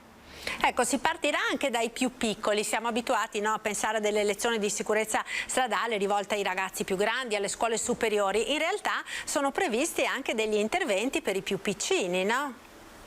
Sì, assolutamente, cercheremo di adeguare il linguaggio e i contenuti all'età, ma ovviamente si comincia ad essere utenti della strada già da piccoli, se pensiamo all'uso della bicicletta e poi del motorino, del monopattino, eccetera. Quindi anche prima di affrontare la guida, con la patente, ci sono dei momenti in cui comunque si viene a contatto ovviamente con la strada e con le sue regole.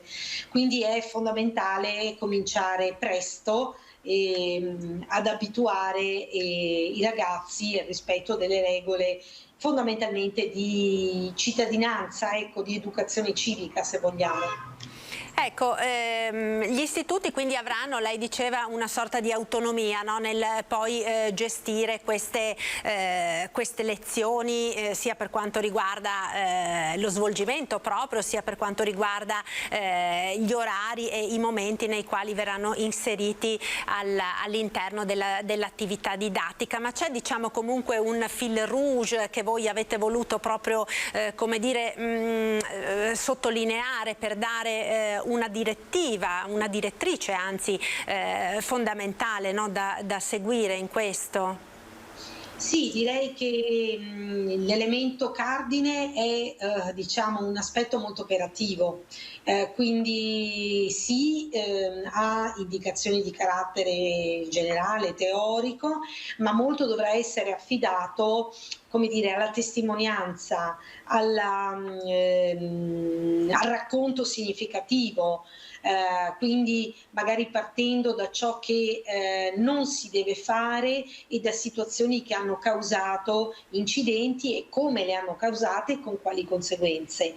Noi crediamo che fare riferimento a questioni molto concrete, all'esempio tratto dalla realtà, e purtroppo la realtà ce ne offre tanti di esempi negativi, si è sicuramente molto efficaci, e credibili nel messaggio.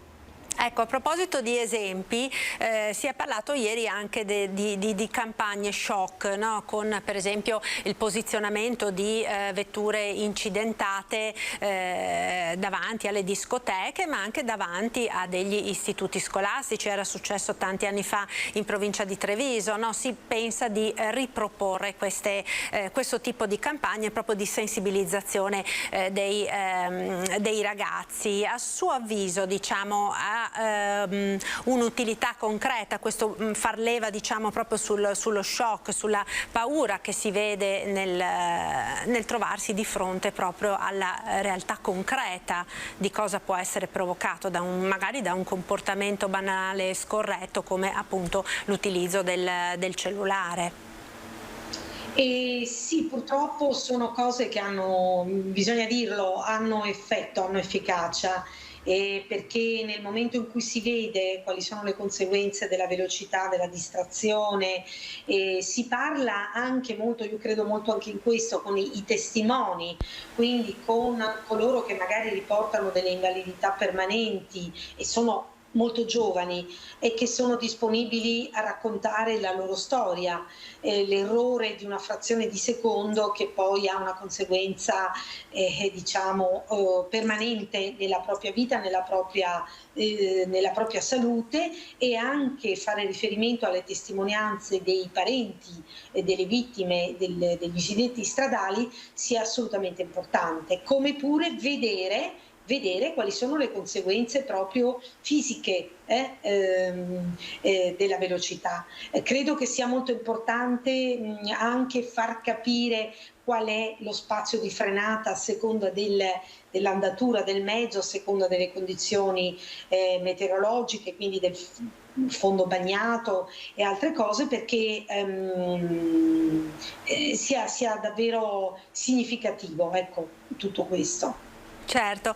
Dottoressa Palumbo, io approfitto della sua disponibilità ad essere con noi quest'oggi per farle anche una domanda sull'anno scolastico che si sta ormai per concludere, no? Ultimo mese di scuola, dopo insomma 2 anni di grande difficoltà che hanno visto gli istituti scolastici affrontare tutta una serie di problematiche che mai si erano affrontate prima, e quindi che bilancio possiamo tracciare di questo 2021-2022?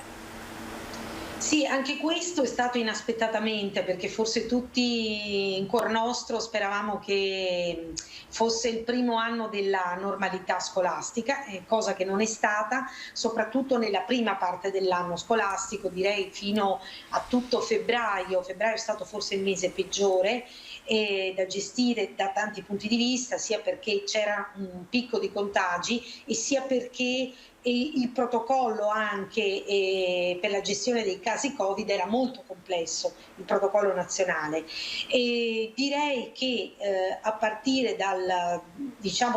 dopo le vacanze pasquali, possiamo dire, le cose stanno andando decisamente meglio, sia perché i contagi sono decisamente in discesa e quindi anche nella scuola c'è una minore incidenza, e sia perché la gestione dei protocolli di sicurezza è molto più semplice per le scuole. Quindi dividerei un po' l'anno scolastico in 2 parti. Uno, fino a febbraio, è stato parecchio tribolato e poi dopo Pasqua abbiamo dato veramente la svolta. Ora le scuole sono davvero concentrate sull'attività didattica, sugli ultimi scampoli di attività didattica, hanno ripreso anche le visite di istruzione e le attività esterne, che è una cosa molto positiva, e quindi contatti col territorio, e si stanno avviando, diciamo così, anche alle attività di scrutini e di esame. Quindi c'è una certa normalità di gestione in questa ultima parte dell'anno scolastico. Ecco, gli esami quest'anno, perché si è molto parlato anche, no, degli esami di maturità, anche con delle proteste da parte dei ragazzi nei mesi passati, eccetera. Gli esami di quest'anno, quindi come saranno? Sì, quasi nella norma, diciamo, sono esami che riprendono sostanzialmente la normativa nazionale, con la riproposizione quindi delle 2 prove scritte e del colloquio. E tuttavia, mentre la prima prova, quella di italiano, è erogata a livello nazionale, quindi siamo rientrati nella normalità in modo completo per quanto riguarda la prima prova. Per la seconda prova la situazione è ancora un po' di passaggio, di transizione verso la normalità, perché viene scelta, definita dalla commissione d'esame e non viene invece definita a livello nazionale. Quindi questo può andare più incontro agli effettivi apprendimenti che si sono potuti realizzare dagli studenti. Inoltre permane anche quest'anno la commissione tutta interna, quindi non siamo ancora tornati alla commissione mista, metà interna, metà esterna, con il presidente esterno. Ecco, dottoressa Palumbo, per quanto riguarda gli insegnanti non vaccinati, se ne è tanto parlato anche di questo tema, sono rientrati a scuola ma senza avere contatto con i ragazzi. Il 15 di giugno, no, è la famosa deadline, la data stabilita proprio per l'obbligo vaccinale, quindi potranno partecipare attivamente, diciamo, agli esami di maturità, oppure diciamo il supplente che li ha sostituiti in questo periodo completerà il lavoro? Allora, per coloro che sono stati messi a disposizione comunque della scuola per altre attività, non è prevista la possibilità di partecipare agli esami perché appunto non fanno parte attualmente del consiglio di classe, che poi è sostanzialmente sarà in buona parte andrà in buona parte a costituire la commissione, quindi non avendo seguito la classe non possono essere commissari interni. Cosa diversa invece è la possibilità di candidarsi per altri ruoli che attengono allo svolgimento degli esami.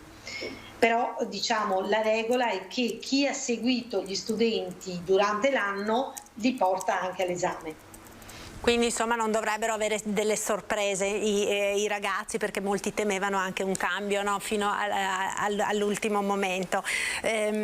Professoressa, immagino che voi stiate già ovviamente siate già con lo sguardo proiettati all'anno prossimo, perché sappiamo insomma che la scuola deve prendere d'anticipo quelli che sono i problemi in modo tale da arrivare alla ripartenza di settembre con tutta la macchina oliata e in funzione. Quest'anno c'è stato qualche problema per quanto ha riguardato i supplenti. L'anno prossimo che quadro si prospetta? Ma allora noi stiamo procedendo a tabur battente con il completamento dei concorsi ordinari. In questo periodo, in questi giorni, si stanno svolgendo i concorsi per le cosiddette discipline STEM e quindi diciamo procediamo con questo con la definizione dei concorsi. Molte commissioni stanno anche già procedendo con gli orali, quindi si sono svolti gli iscritti e stanno procedendo con gli orali. Perché dico questo? Perché ovviamente noi contiamo molto sulla possibilità di immettere in ruolo i vincitori di questi concorsi già dal prossimo anno scolastico, e sappiamo che dal Ministero avremo un contingente di nomine in ruolo che negli scorsi anni non abbiamo potuto pienamente utilizzare perché non avevamo gli idonei, non avevamo i vincitori dei concorsi perché i concorsi non c'erano, e quest'anno, avendo i vincitori dei concorsi, contiamo di poter diciamo così ridurre, se non eliminare, quella quota, quella fetta di precariato che è una caratteristica molto penalizzante per la scuola del Veneto, perché rende molto macchinoso l'avvio dell'anno scolastico e crea anche turnover di insegnanti e quindi discontinuità didattica. Non è risolto in realtà uno dei problemi grossi che riguarda invece il reclutamento sul sostegno, perché lì sappiamo già che il numero di nomine in ruolo che potremo fare è nettamente inferiore rispetto al fabbisogno, in quanto abbiamo avuto addirittura meno candidati al concorso dei posti messi al concorso, quindi lì purtroppo avremo ancora una quota di precari e quindi supplenze in numero considerevole da fare. Però contiamo di poter ridurre almeno sulle cattedre ordinarie, diciamo così, la quota di precariato, quindi stabilizzando un buon numero di docenti. Io la ringrazio davvero, dottoressa, per essere stata con noi quest'oggi, per averci aiutato a fare questo focus sulla scuola, con questa attività anche particolare di cui abbiamo parlato prima, relativa alla prevenzione degli incidenti stradali e alla cultura della sicurezza stradale. Grazie a Carmela Palumbo, dirigente dell'Ufficio Scolastico Regionale. Buona giornata e buon lavoro. Grazie a voi, arrivederci. Grazie, un saluto. Noi ora, prima di salutarci, torniamo a parlare di alpini, perché con oltre 1 milione di telespettatori il gruppo Media Nord-Est ha avuto un record di ascolti nella giornata di domenica, con davvero tantissimi telespettatori che hanno seguito in diretta sulle emittenti del nostro gruppo le oltre 10 ore di sfilamento delle penne nere. Nel 2020 e nel 2021 ha partecipato attivamente alle iniziative proposte dalle istituzioni a causa della pandemia di Covid-19, con più di 1000 volontari sparsi su tutto il territorio della provincia. Una diretta non stop seguita da 1 milione di telespettatori per le emittenti del gruppo Media Nord-Est, che hanno seguito il lungo sfilamento delle penne nere a partire dalle 9 del mattino, realizzando così con oltre 10 ore di diretta il 71% di share di tutte le emittenti locali del Veneto. 100 anni con i nostri vecchi, altrettanti ci auguriamo con i nostri giovani. Su alla Croce de Barbaria, se tu sei spossent, tu vola via, ma quale radici ci sono tutte, qua la storia c'è tutta. Lo spirito di sacrificio e abnegazione dei nostri alpini, valori che da sempre veicolano attraverso il loro operato quotidiano nella comunità.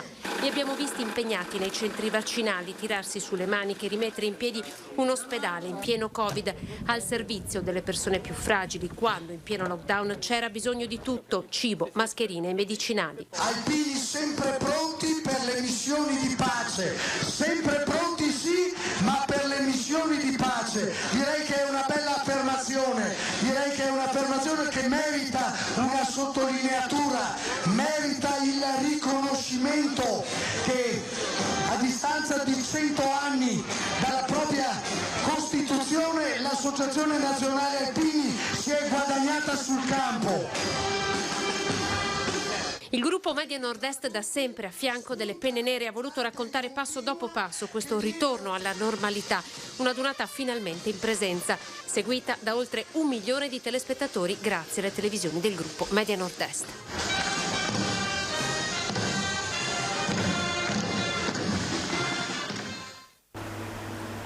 Ed era questo il nostro ultimo servizio per questa prima edizione dei nostri TG. Subito dopo restate con noi, perché per lo spazio dedicato agli specialisti dell'ULSS 2 della Marca Trevigiana parleremo oggi di dermatite atopica e psoriasi, diagnosi e cura. In studio il dottor Alessandro Gatti, direttore della dermatologia dell'ospedale Cafoncello, e il dottor Lorenzo Schiesari, dirigente medico della dermatologia di Treviso. È tutto dunque, grazie per essere stati con noi, vi lascio come sempre alle previsioni del tempo. Arrivederci e buon proseguimento su Antenna 3.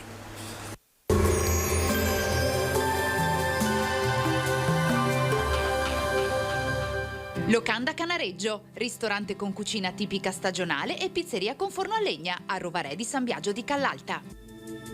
Bentrovati al meteo. L'alta pressione si consolida su tutta la penisola, assicurando tempo stabile e via via più caldo. Avremo infatti un assaggio d'estate con valori da mese di giugno. Vediamo insieme il dettaglio. Sul Veneto la grafica di martedì 10 maggio evidenzia una situazione del tutto tranquilla. Tanto sole con cielo sereno, seguito da alcuni temporanei addensamenti sulle zone montane, dove nel pomeriggio non si escludono degli acquazzoni. Temperature in aumento, minime tra 10 e 15 gradi, massime comprese invece tra i 23 e i 26 gradi, con punte di 27 gradi.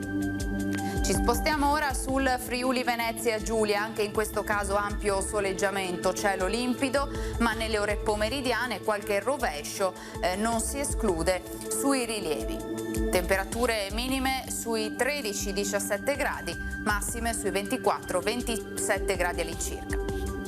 Infine diamo uno sguardo alla situazione del Trentino Alto Adige, dove di fatto avremo poche novità. Sole protagonista con cielo sgombro da nubi, salvo per qualche addensamento ma innocuo. Temperature minime intorno agli 11-12 gradi, massime sui 26 gradi. Dal meteo di Antena 3 per ora è tutto, arrivederci al prossimo aggiornamento.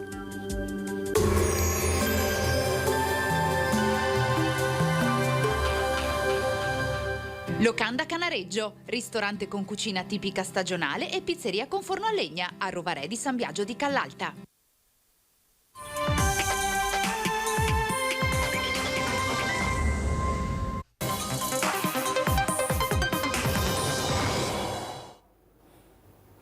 Ben ritrovati in diretta, appuntamento dedicato alla salute. Parliamo di dermatite atopica e psoriasi, in compagnia dei miei ospiti che vi presento subito. In studio con me c'è il dottor Alessandro Gatti, direttore di dermatologia all'ospedale Cafoncello di Treviso. Buongiorno, ben trovato. Buongiorno. Do il benvenuto anche al dottor Lorenzo Schiesari, dirigente medico della stessa unità operativa complessa di dermatologia all'ospedale Cafoncello di Treviso. Ben trovato, dottore. Allora, dottor Gatti, inizio da lei. Cominciamo a parlare di dermatite atopica in questa prima parte di trasmissione. Che cos'è questa patologia? Allora, innanzitutto buongiorno a tutti i telespettatori. Allora, la dermatite atopica è una patologia infiammatoria cutanea che si manifesta in genere con degli arrossamenti che interessano vari distretti corporei, che tra l'altro variano, poi vedremo come sede in base anche all'età in cui che stiamo prendendo in considerazione. Questi arrossamenti possono essere umidi, ci possono essere delle vescicole, sono pruriginosi, anche molto fastidiosi, oppure possono essere anche secchi. Quindi si presentano sotto varie forme. Sotto varie forme. Queste forme particolari vengono chiamate eczema, no? Quindi l'eczema può avere appunto vari aspetti. L'eczema, che è da più tempo presente sulla pelle, diventa più secco, più spessito, viene chiamato lichenificato, è un termine appunto dermatologico complesso che però va a designare quello che è questo ispessimento, questo aumento di spessore della cute causato proprio dalla presenza del prurito e del grattamento cronico che c'è su queste lesioni. Ecco che probabilmente insomma, il fatto di avere questo prurito e di grattarsi va un po' a peggiorare quelle che sono le lesioni. Certo, e infatti il prurito è un sintomo molto presente che caratterizza la malattia, e il grattamento è tra l'altro la causa poi anche delle complicanze, dell'aggravamento delle lesioni, facilita la infezione poi delle lesioni, infezione che poi tra l'altro favorita anche da un meccanismo immunologico che è alterato e che favorisce anche le infezioni, perché è un organismo che ha minori capacità di difendersi dalle infezioni cutanee, in particolare da Stafilococco aureo, che è un batterio spesso causa di infezioni, di sovrainfezioni cutanee, e anche dalle banali verruche o del mollusco contagioso, che sono invece infezioni virali da cui l'individuo atopico a volte ha difficoltà a difendersi. Ecco, per i nostri telespettatori a casa, se insomma avete qualche curiosità, qualche domanda da porre ai nostri ospiti, la linea come sempre è aperta, potete telefonarci, il numero lo state vedendo in sovraimpressione ed è lo 0422 1628 332. Aspettiamo appunto le vostre telefonate, perché appunto abbiamo due medici a disposizione che possono rispondere alle vostre curiosità, ai vostri dubbi, insomma potete davvero porre delle domande che poi vi aiutino a avere un po' a che fare, a prendere dimestichezza con queste patologie. Dottor Schiesari, le cause della dermatite atopica quali sono? Allora, bella domanda. La dermatite atopica è una dermatite estremamente complessa. Sicuramente rientra in quelle patologie che noi chiamiamo multifattoriali, cioè subentrano più fattori a determinarla clinicamente. Innanzitutto ha una importante componente di tipo genetico. Infatti, se andiamo all'interno di una famiglia di un paziente affetto da atopia, ritroviamo altri soggetti che soffrono sempre di questo tipo di disturbo. Quindi c'è una ricorrenza familiare.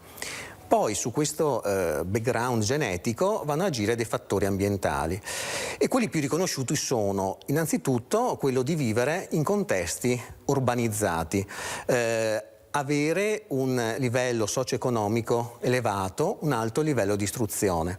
Questo perché? Perché probabilmente si vive in ambienti con livelli igienici più elevati, che fa sì che il soggetto entri meno facilmente in contatto con agenti infettivi e o allergeni per i quali può indurre appunto tolleranza. Ecco, questo dato è evidenziato anche dal fatto che se prendiamo soggetti da ambienti rurali e li portiamo in ambienti urbanizzati, acquisiscono il medesimo rischio di andare incontro a malattia atopica. Altro dato da considerare è il deficit di barriera cutanea proprio del soggetto atopico. Che cosa si intende, dottore? Sì, i bambini atopici, i soggetti atopici presentano una barriera cutanea fragile, cioè più facilmente permeabile dagli agenti esterni, perché gli mancano o sono deficitari degli elementi costitutivi, alcune proteine, tipiche la filagrina, no? È una proteina che costruisce proprio una barriera per la pelle nei confronti degli agenti esterni. E quindi questo è un fattore che favorisce la irritazione, il perpetuarsi dell'egzematizzazione della cute atopica. Un altro dato sempre ambientale da considerare è appartenere a un nucleo familiare costituito da pochi soggetti, proprio sempre per lo stesso motivo per cui il soggetto viene meno facilmente incontro a agenti esterni che lo renderebbero poi nel tempo tollerante verso questo tipo di agenti. Ecco, ci sembra di capire insomma che tra fattori ambientali e quant'altro, insomma, forse la causa più preponderante, possiamo dire, è la familiarità in questa componente genetica. Dottore. Il background genetico è estremamente importante e, ripeto, è difficile trovare un soggetto atopico che non abbia parenti atopici, che non necessariamente devono avere la dermatite atopica, ma possono presentare le altre manifestazioni dell'atopia. L'atopia è una sindrome, no? Quindi possono essere soggetti che soffrono di asma bronchiale, di rinite allergica o di oculorinite allergica, oppure l'insieme di queste patologie. Ecco, invece, dottor Gatti, abbiamo sentito che insomma, i bambini, insomma, i neonati sono forse i più predisposti, anche colpiti da questa malattia. Qual è l'incidenza? E le chiedo appunto chi oltre ai bambini magari è più colpito? C'è una fascia d'età forse più soggetta? Sì, tipicamente la dermatite atopica è più conosciuta nell'età infantile e adolescenziale e nell'età infantile più o meno il 20% dei soggetti soffrono di dermatite atopica in ambienti urbanizzati. Nelle forme più precoci può cominciare già dai primi mesi di vita, dal terzo o quarto mese. Tipicamente in questa età le prime sedi colpite sono il volto e il cuoio capelluto. Nel volto hanno la cosiddetta mascherina atopica, cioè il risparmio della zona centrale del volto che rimane di colore più chiaro, biancastro, mentre l'eritema è più attorno, e anche la zona del pannolino spesso è colpita, ovviamente per motivi di irritazione. Nella maggior parte dei casi, quindi oltre il 60% dei casi, la dermatite atopica tende, diciamo, a risolversi, a ridursi in maniera molto importante nell'adolescenza o post-adolescenza, che vuol dire che rimane solo in una quota degli adulti, e nella stragrande maggioranza, parliamo di 80-90% dei casi, queste forme sono lievi moderate, quindi abbiamo circa un 10% dei pazienti affetti da dermatite atopica che hanno la forma grave. Quindi nell'adulto è un po' meno presente, però qualche volta diventa una diagnosi difficile da fare, soprattutto quando ci sono quelle situazioni di dermatite atopica che insorge nell'adulto senza un background atopico. Quindi senza che ci sia una familiarità, una storia familiare. Perlomeno non nota, perché il problema, come diceva il dottor Chiesari prima, è che bisogna considerare non solo la dermatite atopica, ma l'atopia in generale, che comprende quindi anche la problematica respiratoria, asma bronchiale, rinocongiuntivite allergica, e qualche volta quando andiamo ad indagare comunque esce un fratello, un nipote, un cugino che comunque soffre di rinocongiuntivite allergica o ha avuto l'asma in età infantile allergica, e quindi ci può mettere sulla giusta strada di interpretare questi tipi di manifestazioni in un adulto che ha un quadro di natura eczematosa, quindi arrossamento, prurito, e che non ha una storia personale di dermatite atopica o di atopia. Ecco, le chiedo, come si fa ad andare ad indagare se all'interno appunto della storia familiare di ciascuno di noi, insomma, c'è questa predisposizione, questo fattore genetico? Qual è il... come si fa? Sì, no, non c'è un'indagine genetica che ci dice che la dermatite atopica si possa diagnosticare in questo modo. È un dato anamnestico, comunque sono delle cose riferite dal paziente che ha ricordo di quello che è avvenuto o avviene nella sua famiglia. Magari sono cose a cui non c'è dato peso, che però poi spiegando di cosa stiamo parlando riesce a collegare e riesce a riferire appunto di queste situazioni. Chiaro, poi aiuta il clinico a inquadrare nel modo corretto la patologia. Lei ha detto un 20%, se non ho capito bene, dei bambini. Sì, è una percentuale non indifferente. Infatti una gran parte delle visite di dermatologia pediatrica sono in bambini che soffrono di dermatite atopica in misura più o meno importante. Tante volte le manifestazioni sono poco rilevanti e con solo degli accorgimenti topici si riescono anche a tenere sotto controllo.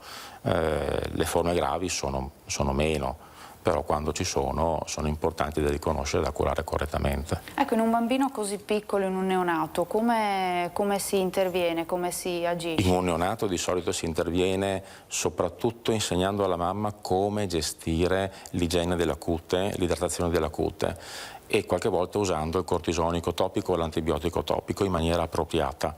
E questo nel bambino molto piccolo è in genere più che sufficiente per tenere sotto controllo la situazione. In bambini un po' più grandi, qualche volta nelle forme proprio acute e gravi, può essere necessario anche intervenire con una terapia sistemica, con il cortisone che va fatto a scalare e va ridotto e sospeso poi in tempi brevi, massimo 3-4 settimane di terapia, associato o meno all'antibiotico anche sistemico, perché come dicevo prima l'infezione cutanea delle lesioni è spesso presente, lo stafilococco aureo spesso è a causa di queste infezioni ed è importante curare anche questo aspetto che può mantenere o peggiorare il quadro clinico. Ecco, dottor Chiesari, è vero che nel nostro mondo occidentale, lei tra le cause ha menzionato i fattori ambientali, questa patologia è in aumento, insomma si registrano più casi, come mai? Assolutamente sì, perché più migliorano, più diventano diciamo elevati i standard di vita, i standard igienici, maggiore è la prevalenza di questa malattia, tanto più che comunque andiamo sempre incontro a processi di urbanizzazione e quindi si amplia diciamo, la pletora di possibili pazienti atopici o comunque predisposti eventualmente a sviluppare questo tipo di malattia. Ecco, altri fattori di rischio che possiamo menzionare quali sono?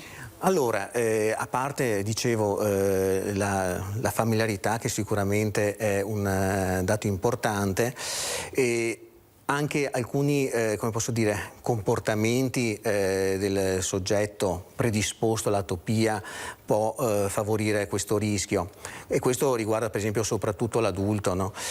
Un adulto, soggetto adulto che geneticamente è predisposto a essere atopico, che svolge attività di tipo manuali è un futuro soggetto clinicamente atopico. Per esempio una manifestazione tipica della dermatite atopica dell'adulto è l'eczema delle mani, proprio nel momento in cui inizia l'attività lavorativa, se prevede appunto l'utilizzo delle mani. E questo semplicemente per un fenomeno di tipo irritativo. Abbiamo detto che alla base c'è un difetto di barriera e il paziente che non so, deve utilizzare le mani per fare un certo tipo di lavoro, chiaramente andrà incontro a irritazioni molto prima del suo collega che non ha questo deficit di barriera. Quindi molto spesso la prima presentazione della dermatite atopica dell'adulto è proprio questa dermatite delle mani che non è su base allergica perché i test sono negativi e che si perpetua nel tempo. È un rossore, una screpolatura? Che tipo di lesione è? Si presenta tipicamente il più delle volte come una cosa che noi chiamiamo eczema cronico, quindi sono delle chiazze arrossate, fissurate e spesso anche dolorose oltre che pruriginose, tali da talvolta anche impedire le attività quotidiane. Quindi questo è sufficiente anche a pensare quale può essere l'impatto di questa malattia sulla quotidianità del paziente e quindi anche sulla qualità di vita del paziente. Infatti ci sono studi che appunto supportano il fatto che sono pazienti che anche dal punto di vista psicologico sono particolarmente provati.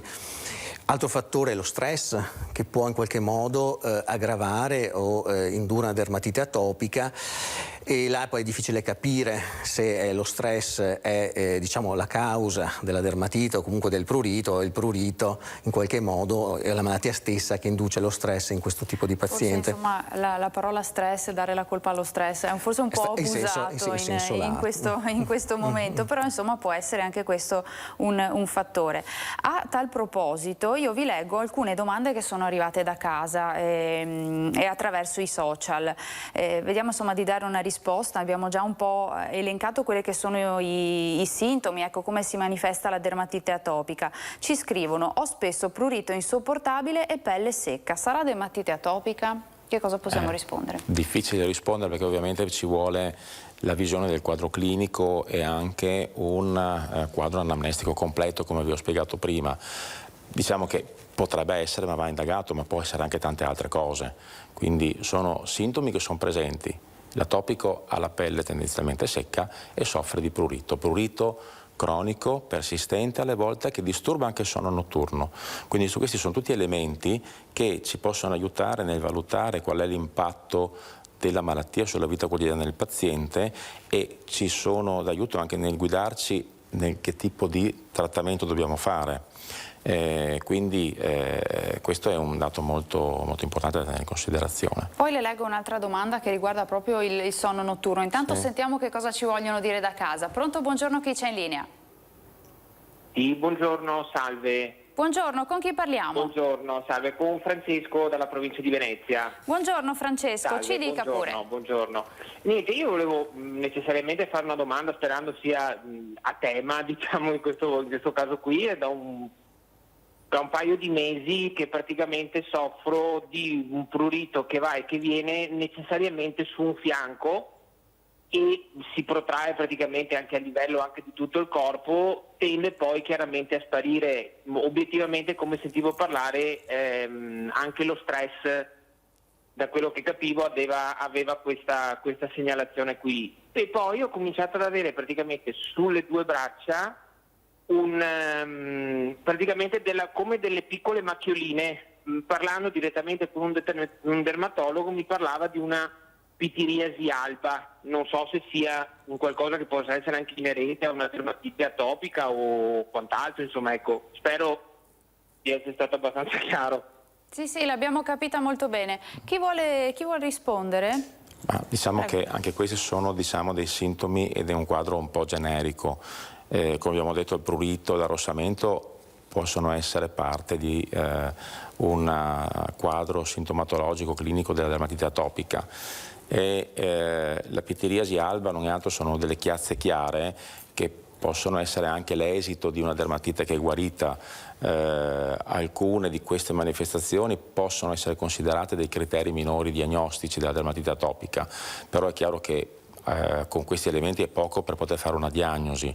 Ovviamente è necessario fare una visita dermatologica con un'approfondita anamnesi per poi giungere a una conclusione, perché tante altre patologie dermatologiche possono somigliare e avere questi sintomi, ma poi è molto la morfologia che aiuta il clinico poi nel fare la diagnosi. Quindi sostanzialmente al nostro telespettatore Francesco consigliamo insomma un approfondimento di tipo specialistico per capire se effettivamente può essere dermatite atopica o un'altra tipo di patologia sempre in questo ambito. Speriamo di aver risposto anche a Francesco, grazie. Vi dicevo un'altra domanda che riguarda proprio il sonno. Ci dicono: soffro di dermatite atopica e spesso anche di insonnia. Può essere collegato? Chi vuole rispondere anche a questa domanda che è arrivata attraverso i social? No, allora sicuramente c'è una correlazione. Sicuramente è correlato. La privazione di sonno è tra i criteri che noi abbiamo per definire la gravità della dermatite atopica. Sono pazienti che hanno un sonno disturbato, sono pazienti che grattano quando dormono, quindi diciamo la privazione di sonno nel paziente atopico è un problema reale, ed è il problema che insieme al prurito porta il paziente a rivolgersi al medico.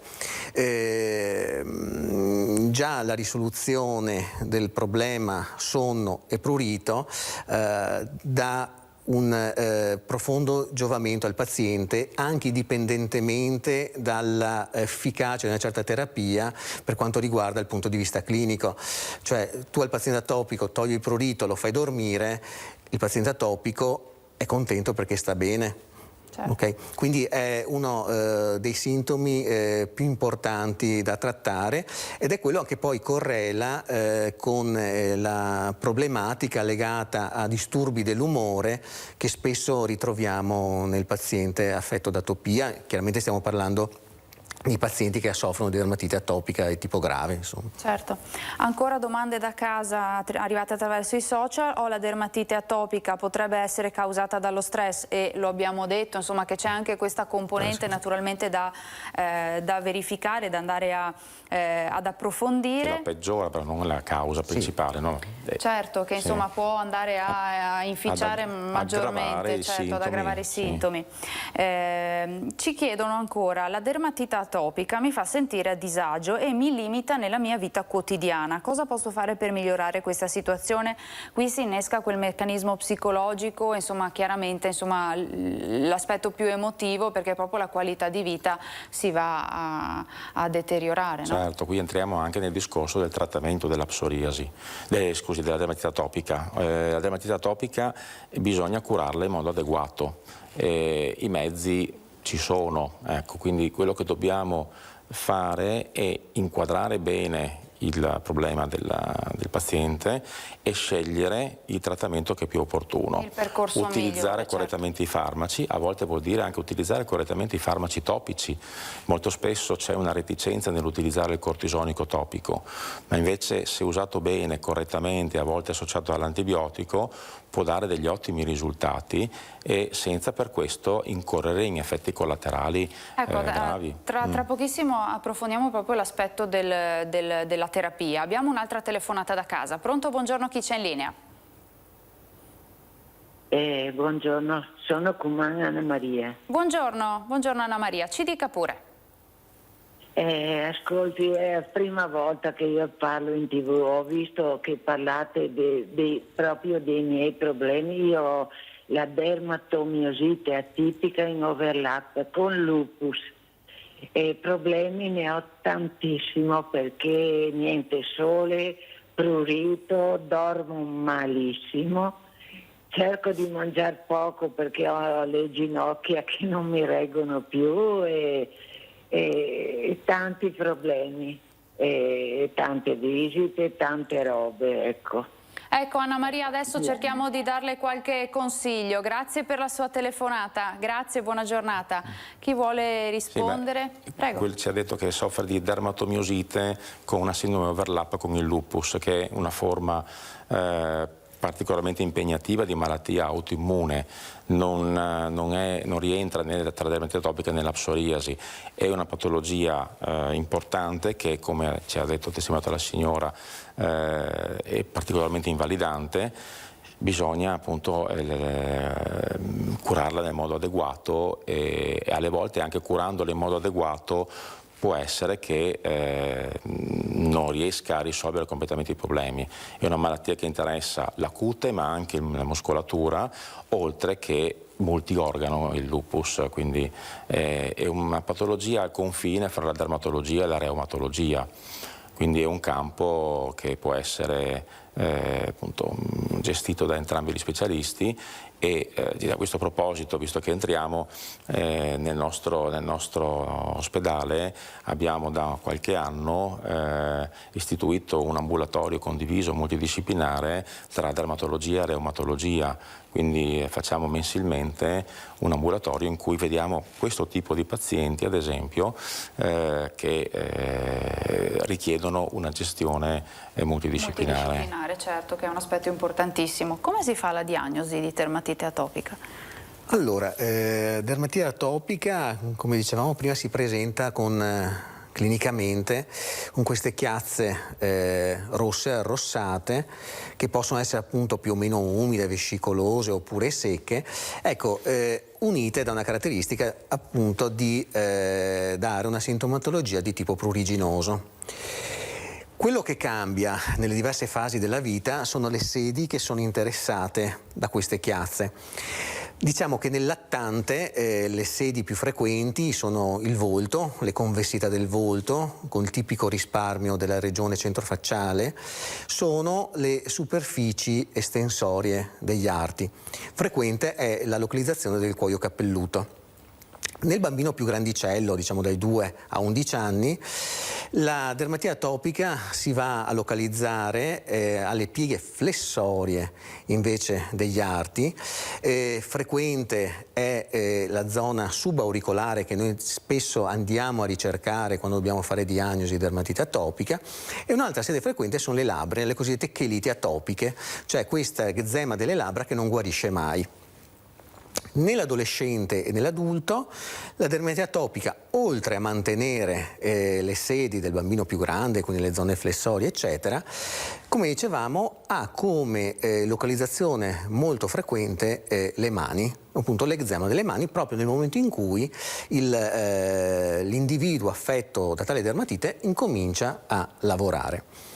Una caratteristica costante che attraversa tutte le fasi della vita del paziente atopico è proprio la secchezza della pelle appunto legata al deficit di barriera e quindi alla facile perdita di acqua, alla disidratazione.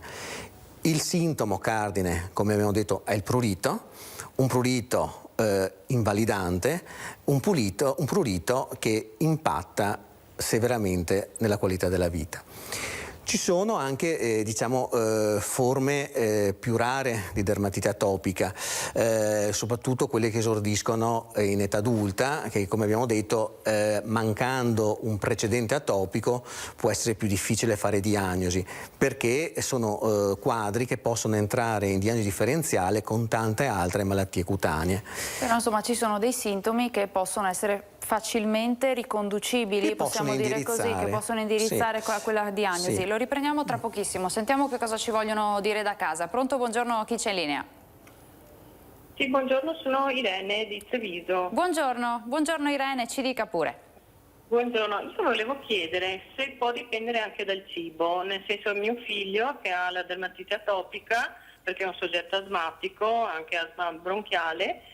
Volevo sapere, lui fin da piccolo comunque ha dermatite atopica, se comunque è da ripetere i prick test che ho già fatto 4 anni fa. Lui è allergico a acari e comunque a pollini e faccio sempre, non so, la pulizia comunque delle lenzuola per gli acari. Se può dipendere la dermatite atopica anche a contatto con gli acari o comunque per qualcosa che mangia. Grazie Irene. Vuole rispondere lei, dottore? L'ipersensibilità agli acari è un elemento abbastanza caratteristico e comune del soggetto atopico. Non è sempre presente, ma molto spesso è presente. E quello che dà in particolare sono sintomi più che altro respiratori, più che da scatenare la dermatite vera e propria. E quindi questo è un marker, diciamo, il fatto che ci sia l'ipersensibilità all'acaro della polvere, dermatofagoide, e quindi è opportuno, se il soggetto ha sintomi respiratori, fare la profilassi ambientale, come ci ha appena detto la signora.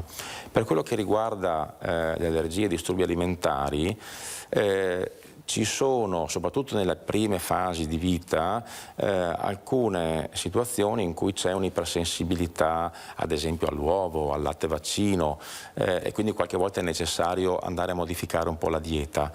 Queste forme però tendono a ridursi con l'età. Generalmente non è necessario insistere nell'andare a cercare una specifica allergia alimentare o fare delle diete di privazione, perché appunto la dermatite atopica non è una malattia allergica. Può essere associata a delle ipersensibilità delle allergie, ma non è una dermatite allergica. Quindi la chiave di lettura non è che andando, se io trovo l'ipersensibilità all'allergene, lo tolgo, guarisco. Posso avere però, se ho delle sintomatologie specifiche, la necessità di andare a mirare, e quindi prima di fare delle indagini consultarsi prima con il dermatologo o con il proprio medico di base, spiegando bene qual è la situazione e limitando i casi a quelli che sono strettamente necessari. Certo. Dottor Schesari, riprendiamo dalla diagnosi, no? Abbiamo detto che ci sono alcune sintomatologie che insomma possono ricondurre alla dermatite atopica. No, diciamo che ci sono dei quadri che aprono, diciamo, porte a diagnosi differenziali con altre dermatosi, soprattutto appunto in forme che esordiscono in età adulta, e in questo caso talvolta ci si avvale anche della cosiddetta biopsia cutanea, dell'esame istologico, cioè si va a prelevare un piccolo pezzo di cute e si manda a analizzare per andare a verificare che aspetti istologici sono e se sono appunto compatibili con uno o con l'altra malattia. Ecco, in questi casi è utile questo tipo di ulteriore accertamento prima di iniziare un trattamento mirato. Come si cura? Allora, la cura della dermatite atopica diciamo è piuttosto complessa, nel senso che è necessario una importante partecipazione del paziente e anche della famiglia che sostiene il paziente. La prima cura è sicuramente l'idratazione della pelle, perché abbiamo detto che il marker tipico dell'atopico è avere la cute secca. Se noi andiamo a idratare la pelle, il paziente ha la pelle meno secca e ha meno prurito. Inoltre, oltre alle creme emollienti che vengono applicate per idratare la pelle, è importante anche un'adeguata e corretta detersione. Spesso consigliamo ai nostri pazienti di utilizzare bagni oleati. Successivamente ci avvaliamo di creme cortisoniche, che se utilizzate in modo adeguato non creano problemi al paziente. Spesso è diffusa un sentimento, diciamo, di corticofobia, spesso le mamme sono impaurite a utilizzare questi presidi, ma ripeto, in realtà se utilizzate come noi lo consigliamo non danno alcun problema al nostro paziente. Altro tipo di terapia è la luce solare, okay? O la fototerapia durante la stagione invernale, ovvero sfruttiamo l'effetto antinfiammatorio delle luci ultraviolette per ridurre l'infiammazione cutanea. Nelle forme più gravi ci possiamo avvalere anche di farmaci di tipo sistemici. Si tratta per lo più di farmaci, diciamo, di tipo immunomodulante.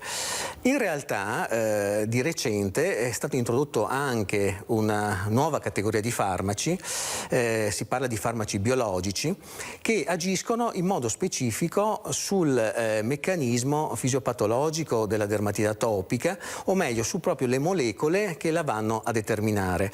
E questi sono farmaci che hanno indicazione dai 6 anni di età, quindi nei bambini, e che combinano una estrema efficacia ma anche un profilo di sicurezza estremamente elevato, cosa evidenziata anche dal fatto che possiamo utilizzarli anche in bambini molto piccoli. Certo. Dottor Gatti, mi è sembrato di capire che l'esposizione al sole, visto che stiamo andando verso l'estate, l'esposizione al sole possa in qualche modo alleviare i sintomi. È così anche per la psoriasi, così cominciamo a introdurre anche questo tema. E poi i bagni nell'acqua termale possono servire ad alleviare il dolore sia nella dermatite atopica sia nella psoriasi? Allora sì, le due patologie sono accomunate dal fatto di giovarsi in senso positivo dell'esposizione al sole o della fototerapia, proprio perché alla base di queste due patologie c'è un meccanismo infiammatorio che viene modulato e regolato in basso dall'esposizione a determinate radiazioni dell'ultravioletto. Per quello che riguarda le cure termali, sì, possono essere utili, se non altro per il principio che quando si va a fare le cure termali sia un momento di relax, quindi un momento in cui si stacca dalla routine quotidiana, e quindi già questo è un aiuto. E in più in alcuni centri dove sono particolarmente attenti alla cura della pelle possono proporre anche dei trattamenti mirati per la psoriasi o la dermatite atopica, quindi possono dare un giovamento. Una cosa che volevo aggiungere alla terapia, la terapia con i farmaci biologici innovativi sono regolamentati, e quindi per mettere in terapia un paziente con la psoriasi o la dermatite atopica con questi farmaci devono aver fatto un determinato percorso e rispettare determinati caratteri di gravità della patologia. Detto questo, quelle forme gravi che possiamo curare con questi presidi si giovano positivamente. Pensiamo a un ragazzino atopico che abbia una forma molto grave, con lesioni molto esposte e visibili, che potrebbe essere anche oggetto di derisione all'interno della comunità appunto scolastica, e questo può creare grossi problemi psicologici di rendimento. Quello che possiamo vedere, che è stato visto, è che la qualità di vita di questi bambini curati adeguatamente cambia molto, e cambia anche il rendimento scolastico a volte. Ecco, anche questo è un aspetto molto importante, ha fatto bene a sottolinearlo. Pelle arrossata e pelle secca si manifesta così la dermatite atopica, la psoriasi invece? La psoriasi, anche questa è eritema presente, quindi l'eritema è alla base. Le regioni psoriasiche sono caratterizzate anche da una squamosità particolare, quindi sono chiazze eritemato-squamose che noi chiamiamo. La squama ha un aspetto particolare, argenteo, che tende poi a staccarsi facilmente con il grattamento, e questo è un elemento diagnostico che per il dermatologo può essere molto importante. Dove si localizzano le lesioni della psoriasi? Allora, le sedi più tipiche sono gomiti e ginocchia, sono le sedi proprio caratteristiche. Poi in realtà qualsiasi superficie convessa può essere interessata, quindi la convessità degli arti, i glutei, anche il cuoio capelluto a volte, e la psoriasi localizzata al cuoio capelluto può essere molto, molto invalidante, perché può creare grossi problemi di perdita di squame, quindi possiamo immaginare che nella vita quotidiana di tutti i giorni può essere imbarazzante. A proposito di questo, velocissimo, prima di andare in pubblicità le leggo una domanda che ci è arrivata, che riguarda proprio la psoriasi che interessa il cuoio capelluto. Posso lavare i capelli? Quanto spesso? Allora, certamente che si può lavare i capelli anche tutti i giorni. Tra l'altro esistono alcuni prodotti specifici che aiutano a modulare e a migliorare i sintomi della psoriasi con il detergente specifico. Può provocare o incentivare, diciamo così, la caduta dei capelli? No, questa patologia? No, non c'è, di specifico proprio no. È un falso mito. È un falso mito, ma alle volte ci può essere una perdita temporanea, ma poi non è che la psoriasi non causa appunto la perdita dei capelli. Allora, ci fermiamo per una brevissima pausa di pubblicità, rimanete con noi, torniamo tra pochissimo.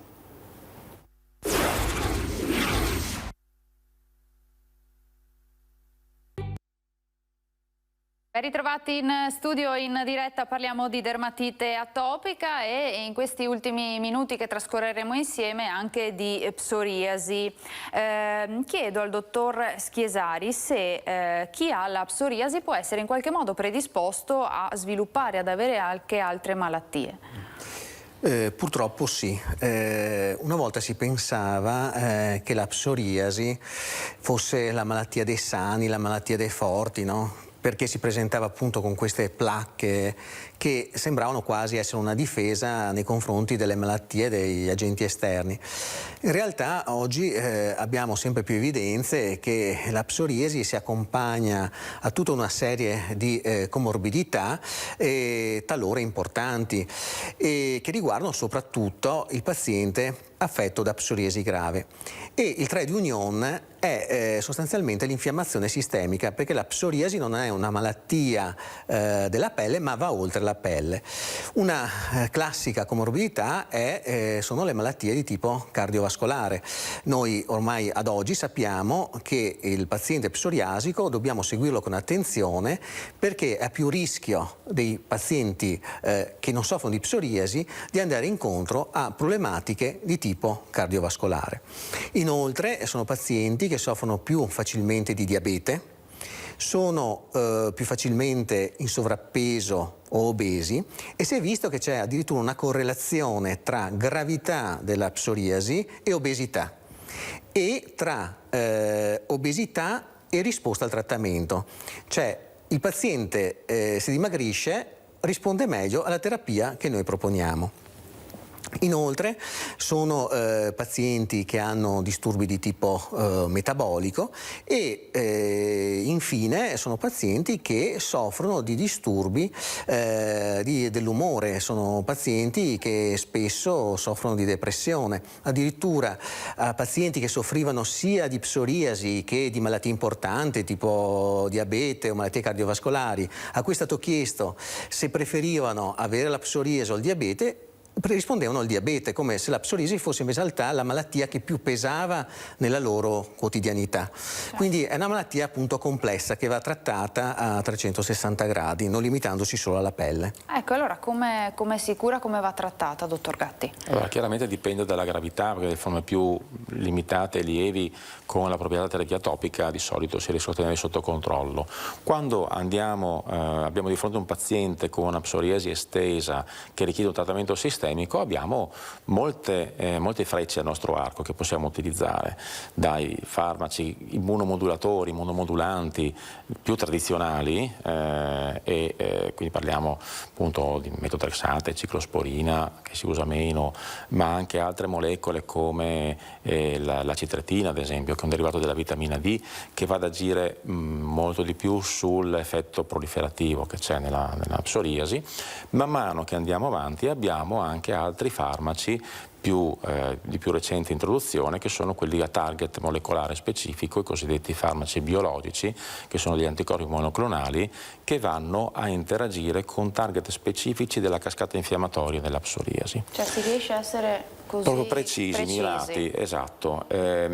Ovviamente la terapia deve essere condotta e guidata con un certo criterio, utilizzare il farmaco più appropriato, utilizzare il farmaco più semplice, più conosciuto, più vecchio quando è possibile, perché alle volte si ottengono degli ottimi risultati anche per lunghi periodi di tempo, e laddove ci siano o delle inefficacie o delle controindicazioni passare ai farmaci più recenti, che ovviamente hanno anche dei costi che sono diversi e non possiamo prescindere anche dai costi della terapia. Quindi dobbiamo appunto selezionare il paziente, la terapia giusta per il paziente giusto e ottenere il risultato. Ecco, si può guarire completamente dalla psoriasi o che comunque risultati si possono ottenere? Ecco, partendo dal presupposto che la psoriasi ha una base pesantemente genetica, quindi determinata dalla nostra genetica e influenzata da fattori ambientali, è difficile parlare di guarigione completa, però con la terapia appropriata riusciamo a tenerla sotto controllo in modo appropriato e efficiente. Ecco, visto che abbiamo ancora un paio di minuti a nostra disposizione, da casa, insomma da Facebook, anzi, ci chiedono se con la psoriasi si può donare il sangue. Sì, non ci sono delle problematiche legate alla malattia, quindi si può tranquillamente donare il sangue. Ovviamente a seconda del trattamento che il paziente sta facendo in quel momento ci possono essere delle controindicazioni legate al farmaco. Certo. Consigli per per un paziente che ha la psoriasi? Chiedo a lei, dottor Schiesari. Allora, innanzitutto rivolgersi a uno specialista che conosca la malattia e che sappia utilizzare l'ormai ricco armamentario terapeutico in modo adeguato, perché ogni paziente necessita di una specifica terapia, cioè la terapia ormai viene fatta quasi a persona, cerchiamo di calzarla sul paziente. Inoltre viene consigliato e indicata una vita sostanzialmente sana, che può essere anche una dieta sana. Quella che è indicata è una dieta mediterranea, perché è una dieta che ha un effetto comunque antinfiammatorio e che induce alla lunga un calo ponderale. Abbiamo visto appunto come l'incremento di peso correli in qualche modo con la gravità della malattia, quindi perdere peso ci aiuta e aiuta il medico a farlo star meglio, a farlo guarire.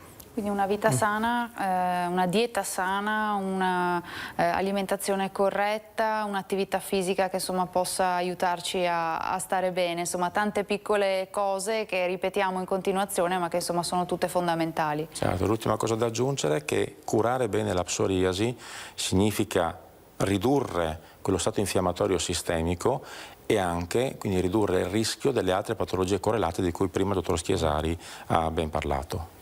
Grazie, siamo in chiusura. Io ringrazio il dottor Alessandro Gatti, direttore dell'unità operativa complessa di dermatologia all'ospedale Cafoncello di Treviso. Grazie dottore.